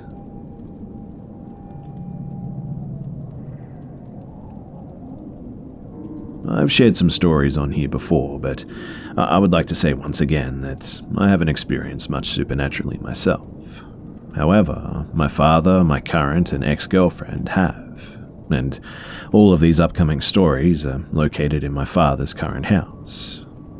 So my father's house is a creepy one. It isn't secluded as we had many neighbors, but it was in no means a suburb. Today's stories will be about my father's first experience and also my first experience with the paranormal. But my father is a skeptical man when it comes to the paranormal. Skeptical meaning that if something is explainable, he will not bother with it. And this fact is what makes everything I'm about to tell you in this post, and more to come, just much more terrifying. As he used to work graveyard shift for the school district in our town, he would sleep during the day. Back when this incident happened, we only had a cheap futon for a couch. The futon had a metal frame with a dingy cover as the cushion portion of it, and the back of the futon, when locked up into a couch, had vertical hollow bars. The specifics of this futon are actually pretty important. So he told me that one day, while everyone was away at either work or at school, he was having trouble sleeping and was awake for about an hour before being able to go back to sleep. He told me that while he was laying there trying to convince himself to sleep, that he heard someone open our front door, but never heard it close. It's a finicky door, so one has to slam it to get it to actually close. Essentially, he would have heard someone close it. He has reason to believe that it's his girlfriend, now ex, coming home from work early for lunch and thinks nothing of it. While he's waiting for her to come to the bedroom, he suddenly hears heavy footsteps walk around what he believes is our living room and slowly run their fingers, theoretically, across the back of our futon. This is where the description earlier comes in, because there's a distinct metallic kind of thunk sound when someone does so, and not mistakable for anything else in the house. It's the only object that could have made that sound, and he immediately thinks that it's an intruder and rushes into the living room, but no one is there. The door is wide open and no one's in the house. I should mention too that we have a deck made of wood that has a flight of stairs leading down to the ground level. Also, the walls are paper. One can hear anything from pretty much any place in the house. For instance, I can hear my father sneeze in his room while I'm in the living room. This means that he would have heard or at least saw someone walk out the front door and down the stairs to leave the house, and consequently he didn't. This experience had him on edge for months, and he actually tried talking to whatever manifested in the house and taking pictures of it just to get some sense of closure from that day. Now, the next story occurred when I was a teenager. My sisters and I would hang out in the front bathroom to talk and whatnot.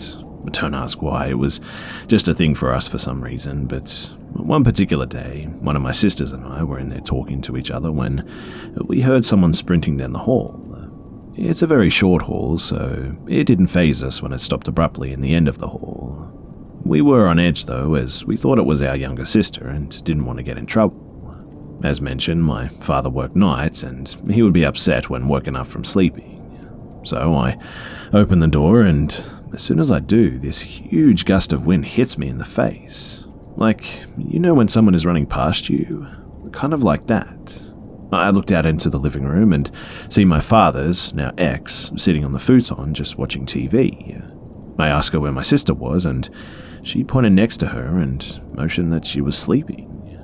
I asked if she just heard that running, and she just gave me a funny look. As my heart sank, I slowly closed the door and looked at my sister, who is just frozen with fear. I think we both knew what it was and didn't really mention it for a while. We didn't want to make the story feel any more real than it already did.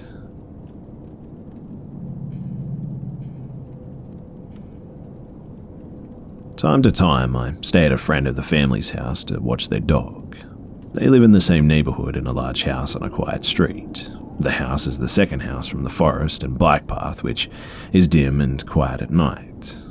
The rear of the house has glass patio doors with no curtains. They overlook a decent-sized backyard that meets the alley, and on the other side of the alley there is another house, and it's an older house with dark red brick and many small windows. So it was around 2 a.m. and I was eating snacks and watching movies and shows on the couch. If you were looking through the patio doors into the backyard, the living room would be on the left and the kitchen would be on the right. The rear of the couch would face the kitchen and small dining area near the patio doors. So I laid on the couch, just watching American Pickers or something like that, and the dog was on the floor resting, and the night was quiet as could be. I had all the lights off, except maybe one. I enjoyed these times when watching this dog because it was quiet and peaceful. It was just kind of nice to have some time to myself. So, laying there comfortably, eating snacks and watching television, I suddenly hear a very loud thud and urgent bang on the patio doors. It freaked me out, obviously, and the dog let out a skeptical growl as I reluctantly peered over the back of the couch. And what I see is the floodlight illuminating the white and wrinkly face of an elderly lady. Hesitantly, I get up and walk towards the patio doors as the dog begins to bark. I see the old lady standing there, and she has a look on her face like she's disappointed in me. In a split second, I thought maybe I had the television too loud or I had done something else to disturb the peace. So I opened the door and I was really kind. I asked her if everything was okay, and she said no, everything is not okay, and continued to look at me in disappointment. So I asked her what was wrong, and she asked very firmly, "Where's my husband?" Dumbfounded, I stumbled through my words and asked why. Is he missing? She continues, very firmly and insistent on me giving her a clear answer, and says, "Don't play these games with me. I know you know where he is. What did you do with him?" I felt that something was up, and so I asked her if she was okay and if she had any sort of medication that she took. Insulted, she replied, "Excuse me?" and then pulled an 8 by 11-inch frame photograph of a man out of her purse. She goes on to tell me that the man in the photo was her husband and that he had come to this house for a party and had just never come home. I told her that I was watching the house and didn't know anything about it. She continued her arguments, and I asked her if she needed me to take her to the hospital. Insulted again, though, she told me that she was going to call the police, and she walked away in the darkness. So I stand in the kitchen and scratch my head and say, "What the hell?" to myself, and still shaken, I mute the television and peek out the front door in case she came around. But nothing. From then on, there was just nothing but silence. No police, just dead and eerie silence. I peek out the patio doors and see lights go on and off in the little windows of the house across the alley. I assume that that's where she lived and she's getting ready for bed or something. I lay down on the couch and browsed Reddit for a bit to just try and clear my head. It wasn't until a day or two later that I found out that she had apparently done this before. Her husband did pass away, but she likely just suffered from mental illness, Alzheimer's or something else. I was sort of relieved to find out that it was apparently a common occurrence with this neighbor, but have never been more creeped out or just puzzled by any other experience. I have stayed at that house since, and it hasn't happened again, but hopefully she's found the help that she needs, because if she hasn't, I hate to think what she might do for someone who she thinks may have been kidnapped by me.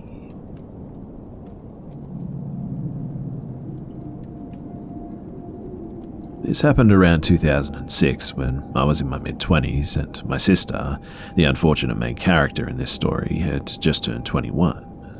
At the time, she and her boyfriend lived with my fiancé and I, and on weekends we went out to one of 2 bars that had karaoke, air hockey, etc. This particular night, we were at the bar further out from where we lived in the city, a good half an hour by car. Everyone was having drinks, socializing with people that we knew. It was one of those places, lots of regulars, singing karaoke and nothing out of the ordinary really, except that my sister had started hanging out with these 2 older ladies who had a liquor store in their purses and were sharing, although I didn't know at the time. As she tended to drink a lot more than me, that was a score for her, less money spent on drinks, but she ended up far more hammered than usual. Towards the end of the night, around 1:45, she was really, really drunk. The aforementioned fiancé, my sister's boyfriend, and I were in a heated air hockey game, planning to leave as soon as it was over. She walked up to us and said that she was going to smoke a cigarette outside. Nothing unusual, everyone did anyway, until we were done. About 5 minutes later, we paid our tab and walked out, but she was not on the porch area where smokers congregated. We went out back of the bar to check for her, inside, in the restroom, and then the large parking lot, and it's notable that this particular bar was in a business park, so there were multiple businesses that were closed, as well as the Mexican restaurant next door, and that had just closed as well. But we searched, asked everyone that knew us and those who didn't if they had seen her, and no one had. I asked the co-workers from the restaurant that were sitting outside as well. They seemed nervous when telling me that they hadn't seen her, but I didn't think much of that until later. By then, I was in a full-on panic after trying to call her cell about 15 times, only to have it go to voicemail every single time. Being a bit nervous myself, I started searching for her, went as far as to take off my heels and start running down the highway. Honestly, there had been times when she had started walking home in the past, though never from this place as it was so far away from where we lived. The fiancé and her boyfriend thought that we should go to the house to see if she got someone to bring her home. Seemed unlikely, but not totally unheard of. We get home and, again, she's nowhere to be found.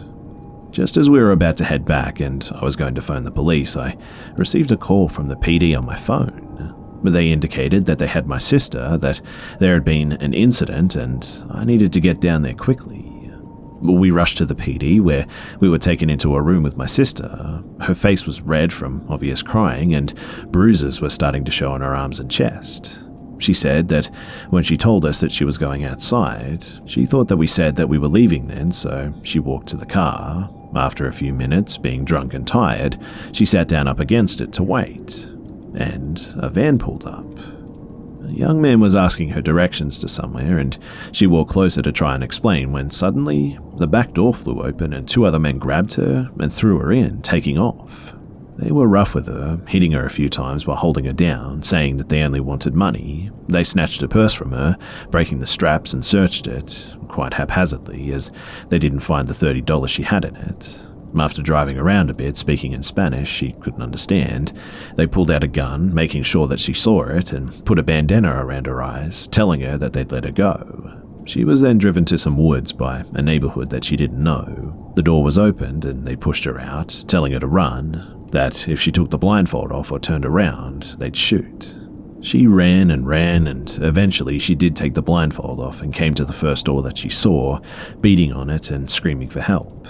The police were called, she was picked up, and now we are back to my being there, hearing what I feared what happened. There was a report filed, police did a search and did locate the bandana she ripped off, but she was so intoxicated and terrified that she was not able to give a clear description of the van other than a white older model, or the three occupants other than young Hispanic men. But the investigation turned up pretty much nothing, as no cameras caught any of this. Hell, we even had detectives in our home who said, "Look, we need the truth. If you got drunk and just went home with someone and didn't want your boyfriend to find out, that we will file charges on you." But aside from the bruises, broken purse and her trauma, there was nothing concrete to go on. And that was pretty unpleasant, I must admit. I am still fairly convinced, though, that someone at that restaurant knew something given their suspicious behavior when I asked about her, but the police were never able to find that link. All said and done, too, the guys were never found, and eventually we just moved on in different states. It's now just a story in our lives, but it still makes me sick thinking of what could have happened, but thankfully didn't.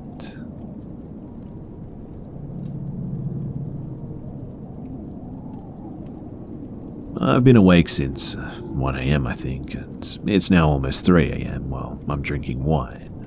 I might be developing alcoholism, but I remembered 3 encounters in my life where I've seen shadow people and have decided to share them. The first encounter I saw the shadow person when I was about 11 years old, I'd say. I was on a camping trip with my cousins, and in the early morning everyone was still asleep except for me. I was just staring at the side of the tent when I could see a clear outline of a boy wearing a cap on the side of the tent. Except, instead of being like a normal shadow, it was solid black in comparison to the shadows of the trees and other things casting over the tent. The boy then repeatedly walked back and forth past the tent.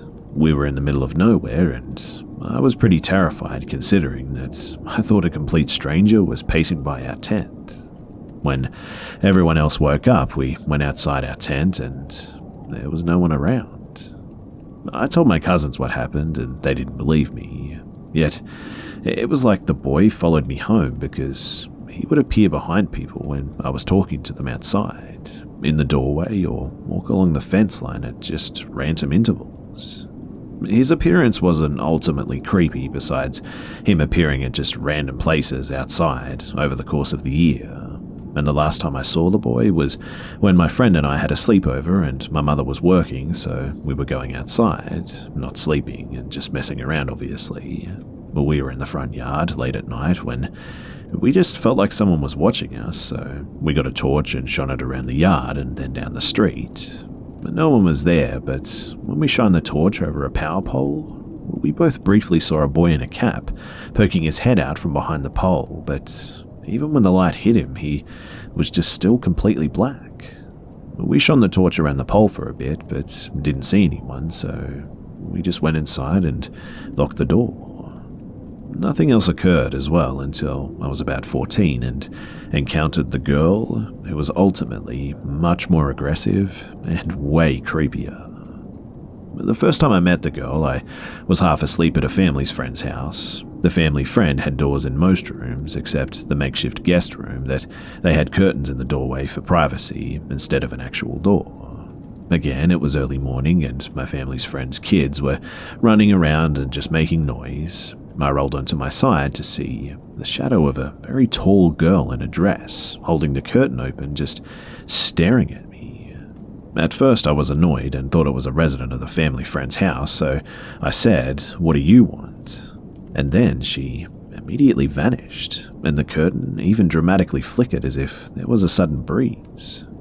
After that, I laid there really confused, and eventually I just went back to sleep. A few days later, again when I was sleeping, I could feel the blanket slowly dragging down my body. I assumed the blanket was falling off the bed, so I just felt around with my eyes closed and pulled the blanket up. And then, the blanket aggressively whipped down to my ankles. I, still being half asleep, assumed the kids of the house were being little turds and messing with me, so I pulled the blanket back up, wrapped it like a cocoon around me, and gripped onto the blanket at the top. And I could feel the blanket really roughly and relentlessly getting tugged on. By this time, I was so annoyed and just wanted to sleep, so I said, "Just take the blanket then," letting go of the blanket that basically flew into the air and landed in the entry point of the room. I then sat up and realized that, 1, there was no one else in the room since I would have heard them, and there were no signs of running or laughing from the kids. And 2, the intensity the blanket was pulled off me couldn't be done by a child and was major overkill of blanket snatching. Despite not seeing anything, I was creeped out though and ran down the hall into the living room where I stayed up until the rest of the night. Another encounter with the girl, and the more creepy ones, was when I was sleeping on the couch at my older sister's house. I woke up because I felt a big whoosh of air as if someone ran at mega speed past the couch. I laid there wondering what the hell, and then I saw the clear shadow of a tall girl in a dress run really fast past the couch. By then, I was scared, so I didn't move, and this girl was basically running laps past this couch at super speed with a whoosh every time she passed. Mind you, this was a living room, so to even pick up the speed that this girl was getting at in such a short length of area was supernatural to begin with. I was getting more and more spooked, so I was deciding to make a leap of faith and try and dart into my sister's or her significant other's room, which meant I had to pass the area where the shadow person or version of the Flash was sprinting. And when I moved, the girl just stopped, and then walked around to the end of the couch and just stared at me. I was feeling bold enough to tell her to just go away, but when I did, she just came closer to me.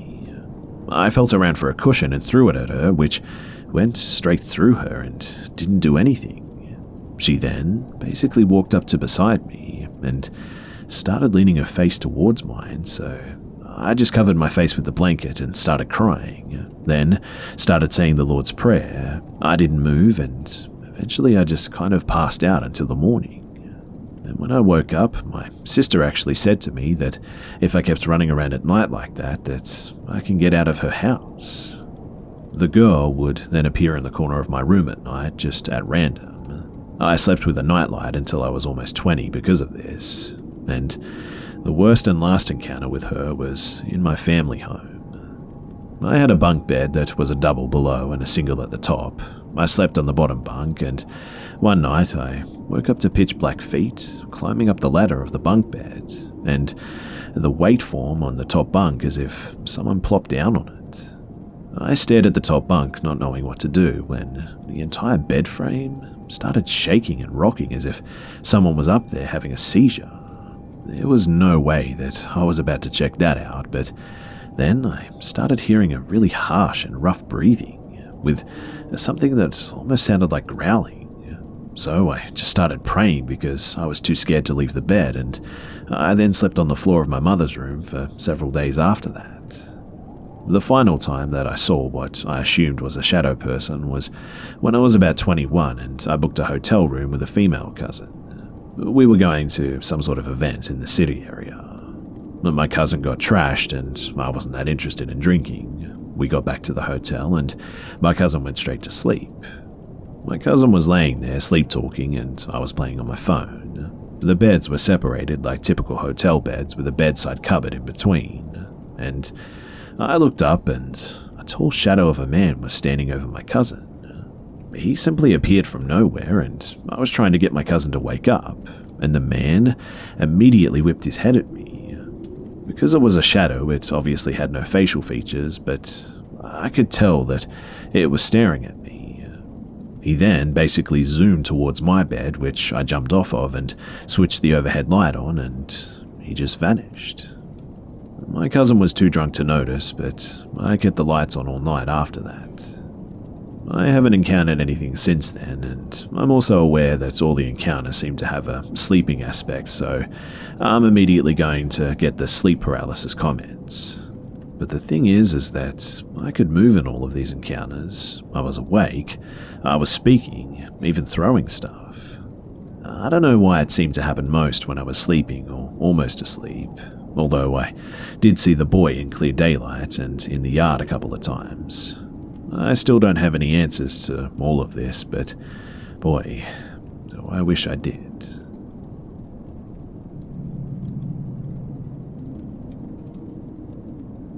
So in 2015, I moved into a new house with my mum and my two brothers, and it was a pretty nice little 2-bedroom with a basement, and you can bet my little emo butt that I took the basement room.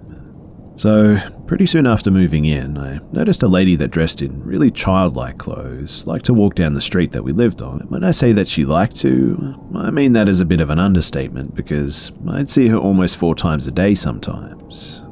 To be quite honest, I did think it was a little bit weird, but I didn't think too much of it at the time. That is, until one morning I was locking up the house getting ready to take the bus for school, when suddenly I heard a voice from behind me say, "You know that's my house, right?" I turn around and there's the lady. This was the first time that I got a good look at her, and right away I just knew that something was off.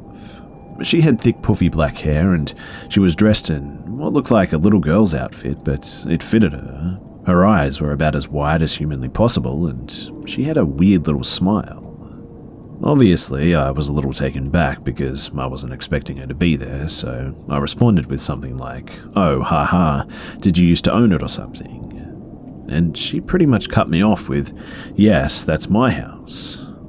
I honestly had just no clue how to respond to that too, so I tried to be polite and I was like, "Oh cool, we love it here a lot too." And then I excused myself so I wouldn't be late for the bus. I noticed though that she stayed in my yard after I left, but again I didn't think too much of it. Soon after that I started hanging out in my driveway more often, smoking cigarettes and other degenerate teen stuff, and every time she walked by, she would start waving and clapping, but with only one hand, if that makes sense. And she would always say, "That's my house." I told my mum about this, and she just kind of shrugged her off as one of the many tweakers in the hood, and so I did too. That was until I started noticing decorations and things in our front yard and driveway just started disappearing. I again shrugged it off as the tweakers until one day I was standing in my kitchen and noticed the "my house" lady in my driveway grabbing some toys that my little brother left out earlier that day. I walked out and sternly asked, "What do you think you're doing with those?" She dropped a couple and slowly turned around and walked away without a word. She kept a little inflatable ball though, and I didn't know if she was dangerous, so I just kind of let her take it.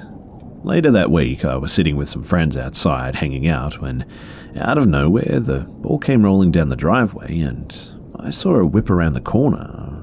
It was spooky, but whatever, right? She seemed to be harmless, but I was home alone one day in my room, and let me explain some stuff really quick. One, our front door didn't lock right, so you'd have to turn it twice to make sure it was really locked. That's something my mum and older brother always forgot. Two, the floors were made of the creakiest wood, and I lived in the basement, so I could always tell if someone came home. And three, no one was coming home for hours at this point. And those were the three things running through my head when I started hearing someone upstairs walking around. I love my mum, but the woman can walk on carpet and still make a loud noise.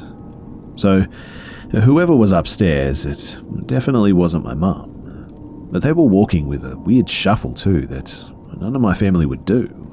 I don't really know how to explain it too, but it was just kind of like 2 steps and then a pause and then 2 steps and a pause again. Anyway, I grabbed my machete and slowly walked up the steps. My heart was beating like crazy and I froze up at the last couple of steps. I couldn't hear the floor creaking anymore, and I slowly turned the corner and all the doors in the house were wide open, including the front and the back doors. I searched the whole house twice and there was no one there, thankfully, but I did notice that in the front room a plant was missing. I was honestly so scared I just stupidly didn't call the cops because I figured I didn't really have much of a lead anyway. But flash forward a couple of weeks and I was again sitting in my driveway. A couple of my friends were pulling out of the driveway and waving goodbye to me when suddenly they went pale and started waving at me to run inside frantically. So I ducked into the side door and peeked out, and there's the my house lady carrying the plant that went missing and waving in a weird frantic way saying, "My house, that's my house," at my friend's car window. And that's when she saw me and started walking up the driveway at me waving and carrying on. This time, I was actually pretty scared, so I ran inside and locked the door. I checked later and the plant, a little jade, was outside the side door that I ran in. And at that point, I immediately got chills. I later found out from my friend too that she did some stuff straight out of a horror movie. Apparently, when he went to check out his window for oncoming traffic, the my house lady was standing right outside of his window tapping and doing her weird hand movements. I was home alone quite a bit in that house too, so I'd usually shut all the blinds and lock all the doors because it was pretty scary. But one day I was with a couple of my friends at the kitchen table, placed in front of a window facing the street, and we were talking about the my house lady and getting all worked up and scared when suddenly my friend Charlotte screams, "There she is!" And she was outside the window doing all this weird stuff. We all immediately hit the floor like someone was firing bullets in the windows. We stayed there for a while and eventually she just walked off. We had a lease for a year there and she wasn't too harmful, just pretty weird and kind of creepy, so we figured we wouldn't call the cops unless something really serious went down. She seemed in need of a caretaker or something of the sorts, but that was never our place to figure out, so nothing was ever really fixed. But one day, I was sitting in the driveway smoking a cigarette when she walked by doing her weird stuff and I got up and walked over to her. I said to her, "Did you used to own this house?" And she said, "Yes, this is my house." I asked her, "Did you live here with your family?" And she said, "This is my house, only my house, and all the houses here are mine." Please note too that my heart was beating so fast when I was talking to her. But I said, "So you own all of them?" And she said, "Since I came on that bus, they've been mine." I excused myself from the conversation at this point with a phone call, and she continued on down the road. I'm sorry that I don't have a climactic crazy ending like a lot of other stories, but I figured that she was just harmless, so I didn't want to bother her. In our last few months there, I noticed her less and less though, and I talked with a couple of neighbours and figured out that she was stealing people's stuff from their front and backyards and trying to pawn it off at the shops, and I guess it caught up with her at some point. Someone also told me too that they think that she got the greyhound treatment. It's honestly pretty sad, and I do hope that she got some help.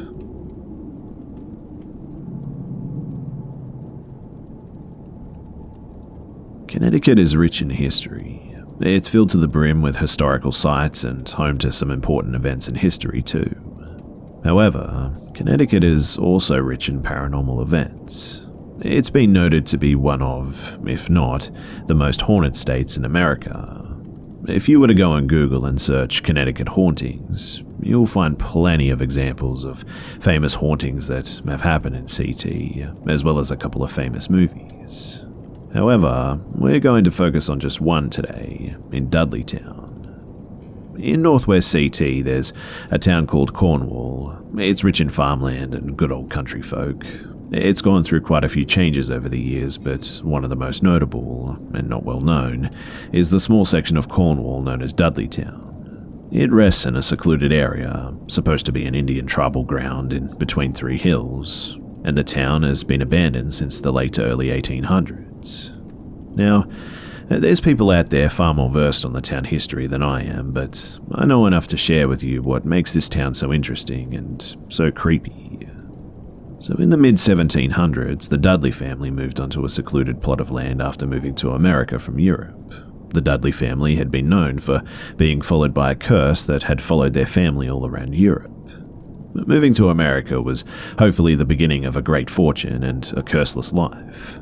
The family soon found out that the curse may have caught up with them, though. They had found that the land that they had purchased wasn't much good for farming, as the soil and dirt was completely filled with large rocks that went deep into the ground, which, let's be fair, isn't much of a surprise considering that every side of the town was surrounded by mountains.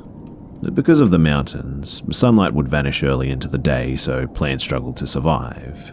By midday, the town was completely covered in shadows, and nighttime came early, leaving the village pitch black until the following morning.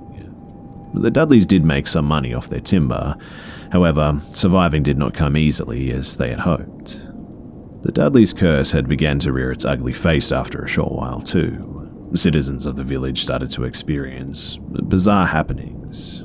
Some people had reported very strange creatures lurking in the surrounding forest. Some of the workers cutting down timber had reported seeing sickly animals lurking in the forest. They had reported seeing bizarre creatures that they'd never witnessed before walking around the outside of town. Some villagers had even reported seeing demon-like creatures skulking around town. After the reports began to circulate, strange occurrences began to arise too.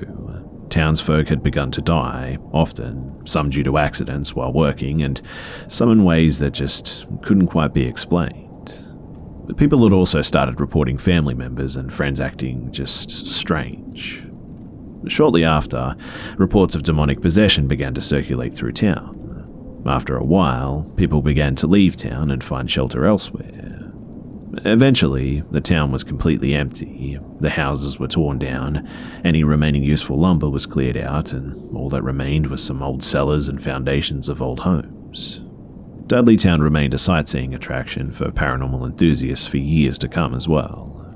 However, it also became a popular place for vandalism. Due to the vandalism too, the local police began to keep their eyes on the main road in Dudleytown, also known as the Dark Entry Forest. But while Dudleytown is still accessible by hiking trails, the police have made it quite a bit more difficult to access. I went there with some friends back in high school in 2006, maybe 2007 actually, and while we didn't personally have any experiences that night, we did notice that the town had just a bizarre silence to it. No crickets, no birds, no bats, nothing. Which, for a Connecticut forest, is pretty bizarre, I must admit. I mean, our forests are generally lush with living creatures just everywhere, and for there to be any silence is pretty much unheard of. But the town just absolutely has an extremely bizarre and negative energy to it. You'll also catch from time to time a strange wind come through town. You won't hear any leaves rustle from it, you won't ever hear the wind itself, but it'll be a frigid wind, even in the middle of summer, and when it does make a sound, it can very easily sound like whispering, which may be explainable by the mountains, I suppose, or possibly something else, but it's still a bit creepy. Now, as I said, when I went there, I didn't experience much. It was extremely creepy and the energy was definitely off, but there was nothing much to it besides that. However, our friend Jason had brought us down there, and he's actually camped out overnight in the town, and he's a veteran of exploring Dudleytown. And on the hike in, he had actually told us a few stories of his experiences over the years. Now, as they're stories from a third party, I can't corroborate any of the stories, but I would tend to believe Jason myself, possibly with slight exaggeration, I suppose. But one of the stories he had told us was about the first and also last time that he had camped out overnight there. So he and two of his friends had set up a tent in the foundation of an old house. But while they were laying in the tent getting ready to go to sleep, they all had heard what sounded like someone wearing boots walking across a wooden floor. It only lasted for a couple of seconds, but it definitely freaked everyone out enough that they weren't able to fall asleep that night. He had explained that at this point, they were all really exhausted, although couldn't sleep, so perhaps the exhaustion played a part in their experience, but the fact that everyone experienced the same event made it hard to blame the exhaustion. After the footsteps, though, everyone sat up in the tent and began to talk about what they had heard and were all a bit shocked. Jason had decided to light up a cigarette a minute or so after the footsteps. However, it refused to stay lit. He would light it, take a puff, and then it would just go out seconds later. He had begun to get frustrated with it and actually threw the cigarette out the tent.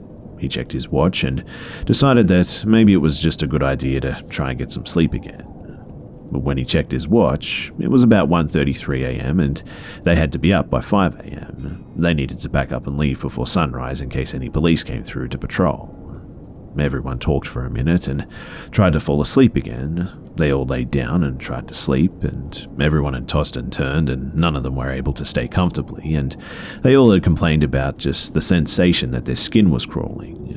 They also had all experienced sudden hot flashes, and all night they just felt as though someone was watching them. Eventually, Jason had finally sat up and decided that he wasn't going to be able to sleep after all. He pulled out his phone to text his girlfriend and noticed that his phone had said that it was 1:35 a.m. They were all really confused. They felt as though they'd been tossing and turning in their sleeping bags for at least half an hour, but it had only been a couple of minutes. For the next hour or so, they sat in their tent smoking cigarettes and having random conversations. However, their camping trip was turned upside down when, at around 3:20 a.m., they heard a loud crunching of leaves coming from the forest next to them. The footsteps came out of nowhere, and they didn't hear the footsteps start farther away and come closer. They just seemed to start out of nowhere, at most 30 or 40 feet from the tent. They had thought that maybe it was a bear or a deer possibly, but the footsteps were just abnormal. Jason had described it to me as though someone would take 2 quick steps and then stop for a second or two, and then take another 2 steps, stop for a second or two, and then another 2 more quick steps. Almost as though someone was leaping from one point to another. And everyone in the tent began to panic a bit. Everyone had a weapon of some kind in their hand, and everyone sat there frozen while the footsteps circled the trees outside of the tent. The footsteps stopped after a minute, but they didn't seem to walk away from the tent. They just stopped. And at this point, they began to panic that maybe someone was outside watching them from the trees. Jason's friend had yelled out something like, "Is somebody out there?" To which there was no response. After a few minutes, they decided that they should probably check. So Jason grabbed his flashlight and so did the others. They slowly opened the tent, shining as much light outside as they could. They pointed their flashlights towards where the sound was coming from, but when they did, nothing was there. They kept the lights on the trees for a while when they heard a very deep, very guttural and raspy growl from the trees behind them. They all spun around, flashed the lights, and behind them was a rather open section of the town. The nearest tree line was about 100 feet away, and they saw nothing in the openness. And at that point, they all decided that it was time to leave. They grabbed their valuables, but actually left the tent as they were too freaked out to bother packing up their tent that they spent $40 on at Walmart the day before they went out to town. And Jason told us that the hike back was truly nerve-wracking. The entire 10-minute hike out of town, they just felt as though they were being watched and something was trying to push them out of town. But once they had gotten out of the Dudleytown limits, their anxiety and hot flashes, cold sweats, and feelings of being watched just all melted away. Now, As I said, I personally don't have any real experiences to write about, although I would love to go back to Dudleytown one of these days and see what I could find. Over the past years or so, the police surveillance has inflated quite a bit in that place though. For instance, the main road in town isn't accessible without going past a handful of police. The walking trails that would lead you into the backside of town are also under surveillance. There are still a few ways to get into town, but it'll take around 30 to 45 minutes hiking to reach it. However, once you enter town, so long as you don't make your presence super known, you're pretty much home free. The police only go into Dudleytown itself if there's reports of anyone being there, and Jason very well may have told us a tale just to get us a little on edge before we entered town, or maybe it was an actual true story. To be honest though, after his dozens of visits, I wouldn't be surprised if the events happened on different trips and he combined them into one hellish evening. If you live in CT, NY, or MA, Dudleytown should absolutely be on your paranormal bucket list. The Warren family investigated Dudleytown in the 1970s, and Lorraine verified that apparently there is absolutely multiple demonic presences in town.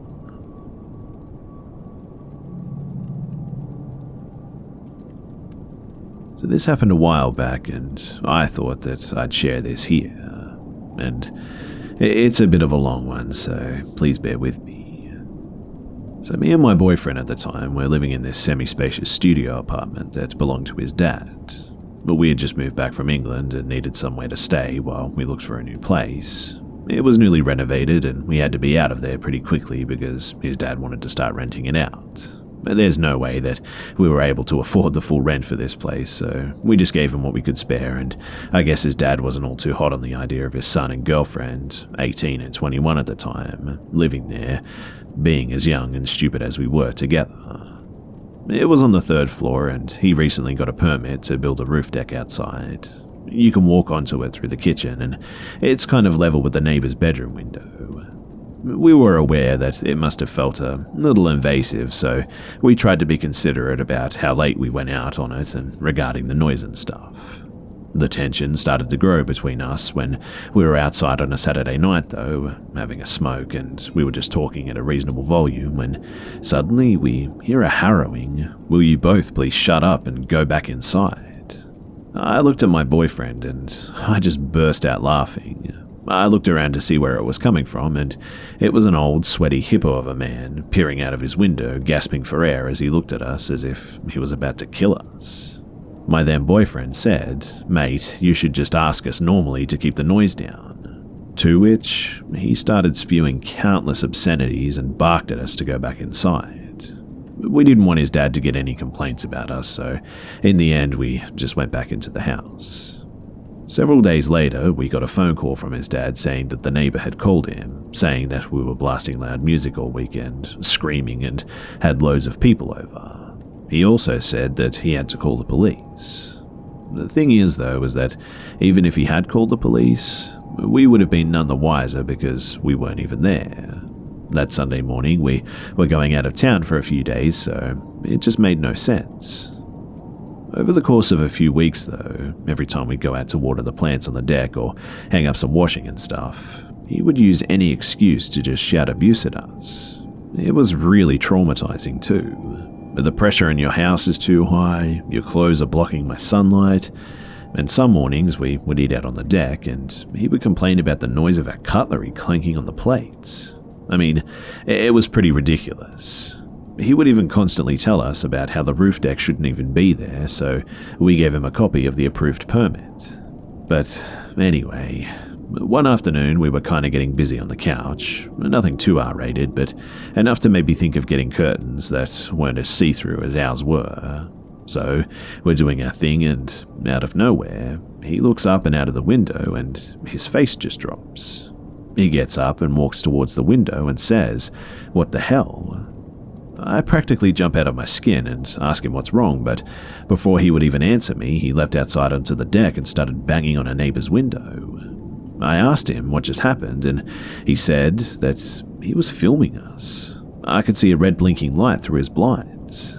At this point, I was just like, there's no way. I mean, I genuinely didn't believe it at the time and told him that it was probably something else. Quite understandably, though, he wouldn't let it go. In fact, he would go out at night and try and look through his window for filming gear. You could only see so far back into his room, though, so there was no actual certainty that he had any of that stuff to begin with. But one day, he left his window open, so I guess he wasn't home. Bear in mind, this was over the course of several weeks, and he actually climbed halfway through his window, standing on the garden table, and just freaked because at the end of the room, there was just this wall of videotapes with all of these dates and names written on them and loads of heavy-duty camera equipment at the end of his bed. We obviously called the police and told them that we were being stalked. Maybe it was just a coincidence at the time, but I think our suspicions were justified considering his character. He was honestly just an all-out horrible and creepy guy, and if he had footage of me half naked, I wasn't going to take that chance. The police informed us that we didn't have sufficient enough proof that he was able to film us, but they would question him. Without any real evidence, they weren't able to get a warrant to search his house for the tapes, which was a bit of a bummer. So after a while, we decided that the only way to do this was to catch him in the act. It was pretty calm between us for a while. After we involved the police, he just stopped bothering us, but I still wanted those tapes. So one night, we just got back from dinner, and we were about to go to bed, and we hear a knock at the door. It was actually our other neighbor, who was super cool, asked us about the neighbor that we were having issues with. Total understatement, but the whole street knew that we were on bad terms. Everyone usually kept to themselves, but they all hated this guy. And we told her the whole story, and after talking to her for a while, she offered to call the police and tell them that she also witnessed him filming us. The police came around the next day and informed us that, with our neighbor's testimony, that they were indeed able to acquire a warrant to search his apartment. A few days later, we watched the entire thing go down, and 2 police officers showed up at his apartment, gave him a letter, and we just watched the whole thing. And an hour or so later, he was arrested, and that was apparently that. We didn't hear anything back from the cops for a while, that is, until we got a call saying that he actually had been filming us for months. He actually had footage of us eating, of us napping on the couch, me getting changed, my boyfriend working out. It honestly sent shivers down my spine because not only was I absolutely furious, but I was really freaked out. We obviously pressed charges and eventually he got a few months jail time. We also moved out, but I never found out what they did with those tapes. And I think they're probably in an evidence locker right now.